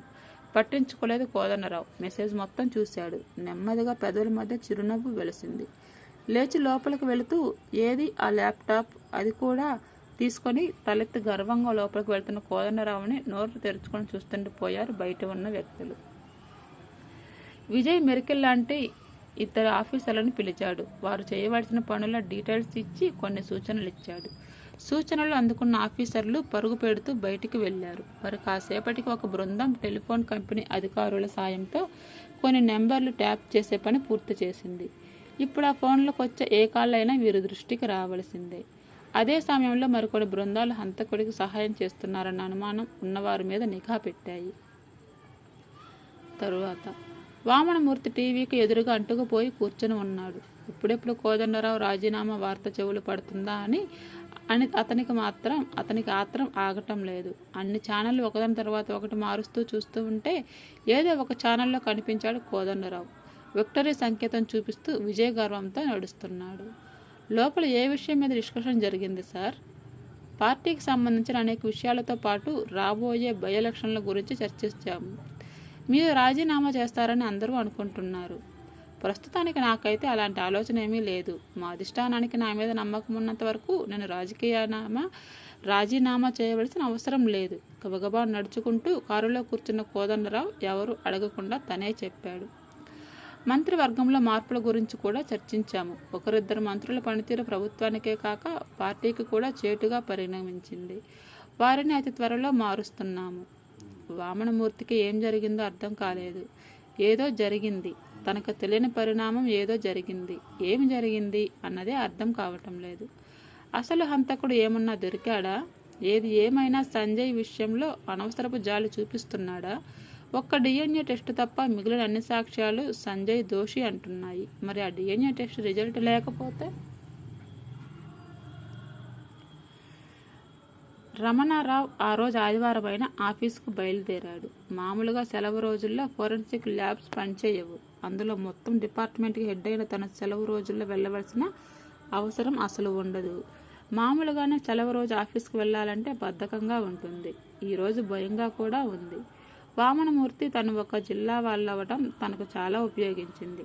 త్వరగా ప్రమోషన్లు తీసుకుంటూ ఈ స్థాయికి ఎదగటంలో వామనమూర్తి సాయం చాలా ఉంది. కానీ తను చేసిన అన్ని సహాయాలకి కట్టగలిపి ప్రతిఫలం ఇప్పుడు అడుగుతున్నాడు వామనమూర్తి. ఇంతకుముందు కూడా 1-2 సార్లు కొన్ని రిపోర్ట్లు తన చేత మార్పించాడు. కానీ వాటితో పోల్చుకుంటే ఇప్పుడు అడుగుతున్నది చాలా పెద్ద విషయం. ఇప్పటికే సంజయ్ డిఎన్ఏ రిపోర్ట్ బయటకు రాకుండా లేట్ చేస్తున్నాడు. దానికి ప్రతిఫలంగా ఒక అపార్ట్మెంట్ ప్రామిస్ చేశాడు. కానీ ఈరోజు చేయనున్న పని అమ్మో చాలా పెద్దది. కానీ ఇస్తానన్న ప్రతిఫలం కూడా పెద్దదే, ₹1,00,00,000. ఆఫీస్ పార్కింగ్లో కారు ఆపి దిగాడు. సెక్యూరిటీ వాళ్ళు రమణారావుని ఆశ్చర్యంగా చూశారు. ఇప్పుడే వచ్చేస్తాను, నా ఆఫీసులో ఫోన్ మర్చిపోయాను, దానికోసం వచ్చాను అని తనతో పాటు పైకి రాబోతున్న వాచ్మెన్ని అక్కర్లేదని చెప్పి గబగబా పైకి వెళ్ళాడు. అతని ఆఫీస్ రూమ్ పక్కనే ఉంది డిఎన్ఏ ల్యాబ్. వెనుక వైపు ఒక పెద్ద ల్యాబొరేటరీ, దానికి అనుబంధంగా ముందు ఒక ఆఫీస్ రూమ్ ఉంటుంది. ఆఫీస్ రూమ్లో ఒక డెస్క్, దానిపైన ఒక కంప్యూటర్, గోడకు బిగించిన ఒక సేఫ్ ఉన్నాయి. డిఎన్ఏ శాంపిల్స్ అన్నీ ఒక సేఫ్లోనే ఉంటాయి. తయారైన రిపోర్ట్లు సిస్టంలోనే సేవ్ అయి ఉంటాయి. హార్డ్ కాపీలన్నీ ఒక ఫైల్లో వేసి ఉంచుతారు. అన్ని పద్ధతులు, అన్ని సంగతులు తెలిసినవాడు కాబట్టి చకచకా పని మొదలుపెట్టాడు. ముందుగా ఫైల్ తీసి దానిలో నుంచి సంజయ్ డిఎన్ఏ రిపోర్ట్ తీసి చించివేశాడు. పేపర్ ముక్కలు కూడా కింద పడకుండా జాగ్రత్తగా జేబులో వేసుకున్నాడు. తరువాత కంప్యూటర్ ఆన్ చేశాడు. అది బూట్ అయ్యేలోపు సేఫ్ని డూప్లికేట్ కీస్తో తెరిచాడు. సేఫ్లోని స్పెసిమన్స్ నుండి మాయ పేరుతో ఉన్న స్పెసిమన్స్ తీసి ఆ బాటిల్ కూడా జోబులో వేసుకున్నాడు. ఈలోపు సిస్టమ్ ఆన్ అయింది. దానికి సీడీ డ్రైవ్ ఓపెన్ చేసి తను తెచ్చిన ఒక సీడీ దానిలో పెట్టి క్లోజ్ చేశాడు. సీడీలోని వైరస్ సిస్టంలోకి ప్రవేశించసాగింది. మొత్తం వైరస్ లోడ్ అయ్యాక సీడీ బయటకు తీసి సిస్టమ్ ఆఫ్ చేశాడు. అతను తన పనిలో ఎంత నిమగ్నమైపోయాడంటే తను చేస్తున్న పనులన్నీ కేవలం 10 అడుగుల దూరం నుండి ఒక వ్యక్తి వీడియో తీస్తుండటం గమనించడం లేదు. సీట్లో నుండి లేచి బయటకు రావడానికి బయలుదేరి ఎదురుగా ఉన్న వ్యక్తిని చూసి మ్రాన్మడిపోయాడు. ఇంత కాన్సన్ట్రేషన్ మంచి పనులు చేయటంలో చూపించవచ్చుగా రమణారావు? జేబులో నుంచి సంఖ్యలు తీస్తూ అడిగాడు పోలీస్ ఆఫీసర్. చాలాసేపటి నుంచి ఎదురు చూస్తున్నాం, ఎవరు వస్తారా ఈ పని చేయటానికి అని. ఇంటి దొంగవి నువ్వన్న మాట. నీ జేబులో ఉన్న స్పెసిమన్స్, నువ్వు డిస్ట్రాయ్ చేసిన ఎవిడెన్స్ అన్నీ నకిలీవే. అసలు సిసలవన్నీ జాగ్రత్తగా విజయ్ గారి దగ్గర ఉన్నాయి. వీడియోగ్రాఫర్ కూడా పని ముగించి కెమెరా ఆఫ్ చేసి రమణారావుతో పాటు బయటకు నడిచాడు. శంకర్ పహిల్వాల్ నుండి ఫోన్ వచ్చింది మరొకసారి అతనికి. సుబానీ వాళ్ళు అనితను తీసుకుని వచ్చేస్తున్నారు. ఆవిడని ఎక్కడికి చేర్చమంటారో చెప్పలేదు. యా, అదొకటి ఉండిపోయింది కదూ. సరే, నోట్ చేసుకోండి. మౌర్య అపార్ట్మెంట్స్ ఫ్లాట్ నెంబర్ 315కి చేర్చండి. సరే అనబోయి ఆగిపోయాడు. అక్కడికి ఎలా చేరుస్తాం? సెక్యూరిటీ ఉంటుంది కదా, అస్పష్టంగా అన్నాడు శంకర్. ఎవరూ ఉండరు, మీరు తీసుకురండి. మాయా అపార్ట్మెంట్ అది, ఇంకా ఖాళీ చేయలేదు. ప్రస్తుతం అందులో ఎవరూ లేరు. నాకు బాగా అచ్చి వచ్చింది. ఆమెను రూమ్లో పెట్టిన తర్వాత నాకు ఫోన్ చేయండి. శంకర్ పహిల్వాన్ ఫోన్ పెట్టేసిన నిమిషంలోపే ఆ సంభాషణ టేపు ఏసీపీ విజయ్ టేబుల్ మీద ఉంది. కోర్ టీం మెంబర్స్ని లోపలికి పిలిచాడు విజయ్. సో, హంతకుడు ఎవరో తెలుసు, అనిత ఎక్కడ ఉండబోతుందో తెలుసు. కాబట్టి హంతకుడిని అరెస్ట్ చేసి అనితని రక్షిస్తే మన పని అయిపోతుంది. కానీ మన ఫైల్స్లో మిస్టరీగా మిగిలిపోయిన చాలా హత్య కేసుల్లో కొన్నైనా ఇతనే చేసి ఉంటాడని నా అనుమానం. కానీ దాన్ని కోర్టులో ప్రూఫ్ చేయటం ఎలా? కష్టమే సార్. నా దగ్గర ఒక ప్లాన్ ఉంది. మీరందరూ సరే అంటే ముందుకు వెళ్దాం, వినండి అని చెప్పుకొచ్చాడు. డేంజర్ కదా సార్? ఎవరికి? ఆ అమ్మాయికి సార్. దాని గురించి ఆలోచిస్తున్నాను. ఒకటి మాత్రం చెప్పగలను, ఆ అమ్మాయిని ఇప్పుడు కాంటాక్ట్ చేసే వీలుంటే మాత్రం వెంటనే మరో ఆలోచన లేకుండా ఈ పని చేయడానికి ఒప్పుకునేదని మాత్రం నాకు తెలుసు. కాసేపు ఆలోచించి మరలా అన్నాడు. రిస్క్ ఎక్కడైనా ఉంటుంది. రోడ్డు మీద ప్రయాణిస్తున్నప్పుడు యాక్సిడెంట్ అవుతుందని ప్రయాణం మానలేము కదా. రిస్క్ని అవాయిడ్ చేయలేము, తగ్గించగలమంతే. మన ప్రాణాలు అయితే పర్వాలేదు సార్. కానీ ఆ అమ్మాయిని ఇలా ఎరలాగా వాడుకోవటం, అందులోనూ ఆ అమ్మాయి అనుమతి లేకుండా ఎంతవరకు సమంజసమా అని కాస్త రీజన్తో ఆలోచించండి. ఆ అమ్మాయిని వాడు చంపదలుచుకుంటే ఎప్పుడో చంపేవాడు. ఇంతకుముందు జరిగిన హత్యలను గుర్తు తెచ్చుకోండి. వాడొక సెక్సువల్ పర్వర్ట్. వాడికి తృప్తి కలగందే ఆ అమ్మాయిని చంపడు. మీరా మాత్రం ధైర్యం ఇస్తే మేమంతా రెడీ సార్. అయితే టీవీ 10 వాళ్ళకి కాంటాక్ట్ చేయండి. వారి సహకారం ఈ ఆపరేషన్కి ఎంతైనా అవసరం. మరొక పావు గంటలో మార్కండేయులు విజయ్ ముందున్నాడు. చాలా సింపుల్గా తనకి కావాల్సింది చెప్పాడు విజయ్. అనిత కిడ్నాప్ అయిందని తెలిసి మార్కండేయులు షాక్ గురయ్యాడు.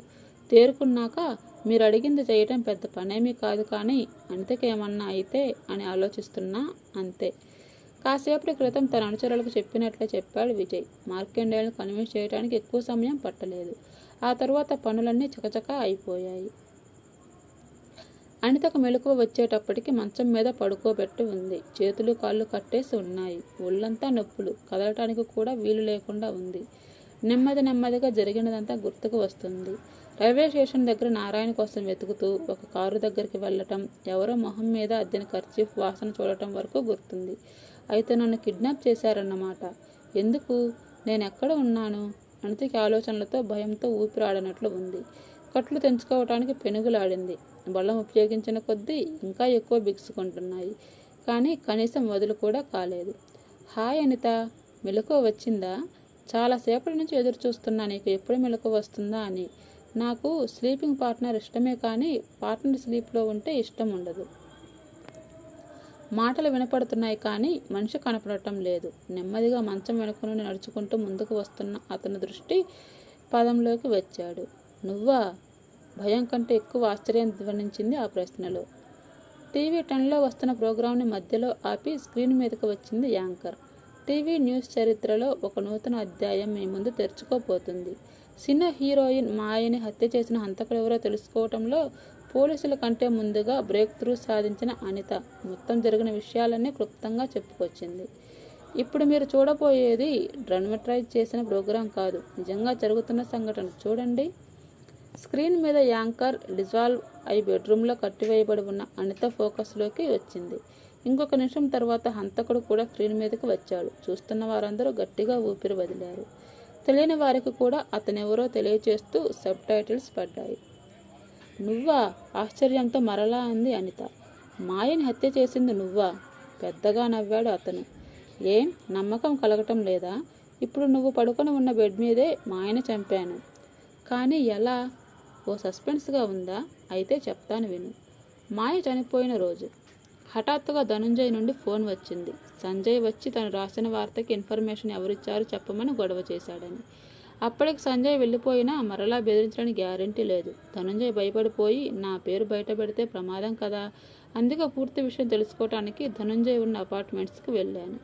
ఇంకా సంజయ్ కారు కింద పార్కింగ్లోనే ఉంది. నా కారు చూస్తే సంజయ్ వెంటనే గుర్తుపడతాడని కారుని దూరంగా రోడ్డు మీద ఆపి మౌర్య అపార్ట్మెంట్స్ వైపు కాలినడకని వెళ్ళాను. వాచ్మెన్ అప్పుడే లేచి వెళ్ళి ఎదురుగా ఉన్న పబ్లిక్ ఫోన్ నుండి ఫోన్ చేస్తున్నాడు. అందుకే నా రాకని ఎవరూ గుర్తించలేదు. ధనంజయ్కి ధైర్యం చెప్పి బయటకు రావడానికి తలుపు తీస్తుంటే మాయా ఫ్లాట్ తలుపులు తెరుచుకొని ఉద్రేకంగా వెళ్తున్న సంజయ్ కనిపించాడు. సంజయ్ కంటపడకుండా జాగ్రత్త పడిన నాకు మాయ ఫ్లాట్ ఆహ్వానిస్తున్నట్లు కనపడింది. దగ్గరికి వెళ్ళి చూశాను. తలుపు తీసే ఉంది. అప్పుడే సంజయ్ బయటికి వెళ్తూ తలుపు తెరిచే వెళ్ళినట్లున్నాడు. మాయ లాక్ చేసుకోవటం మర్చిపోయి లోపలికి వెళ్ళిపోయినట్లు ఉంది. నెమ్మదిగా లోపలికి వెళ్ళాను. మాయ బాత్రూంలో ఉంది.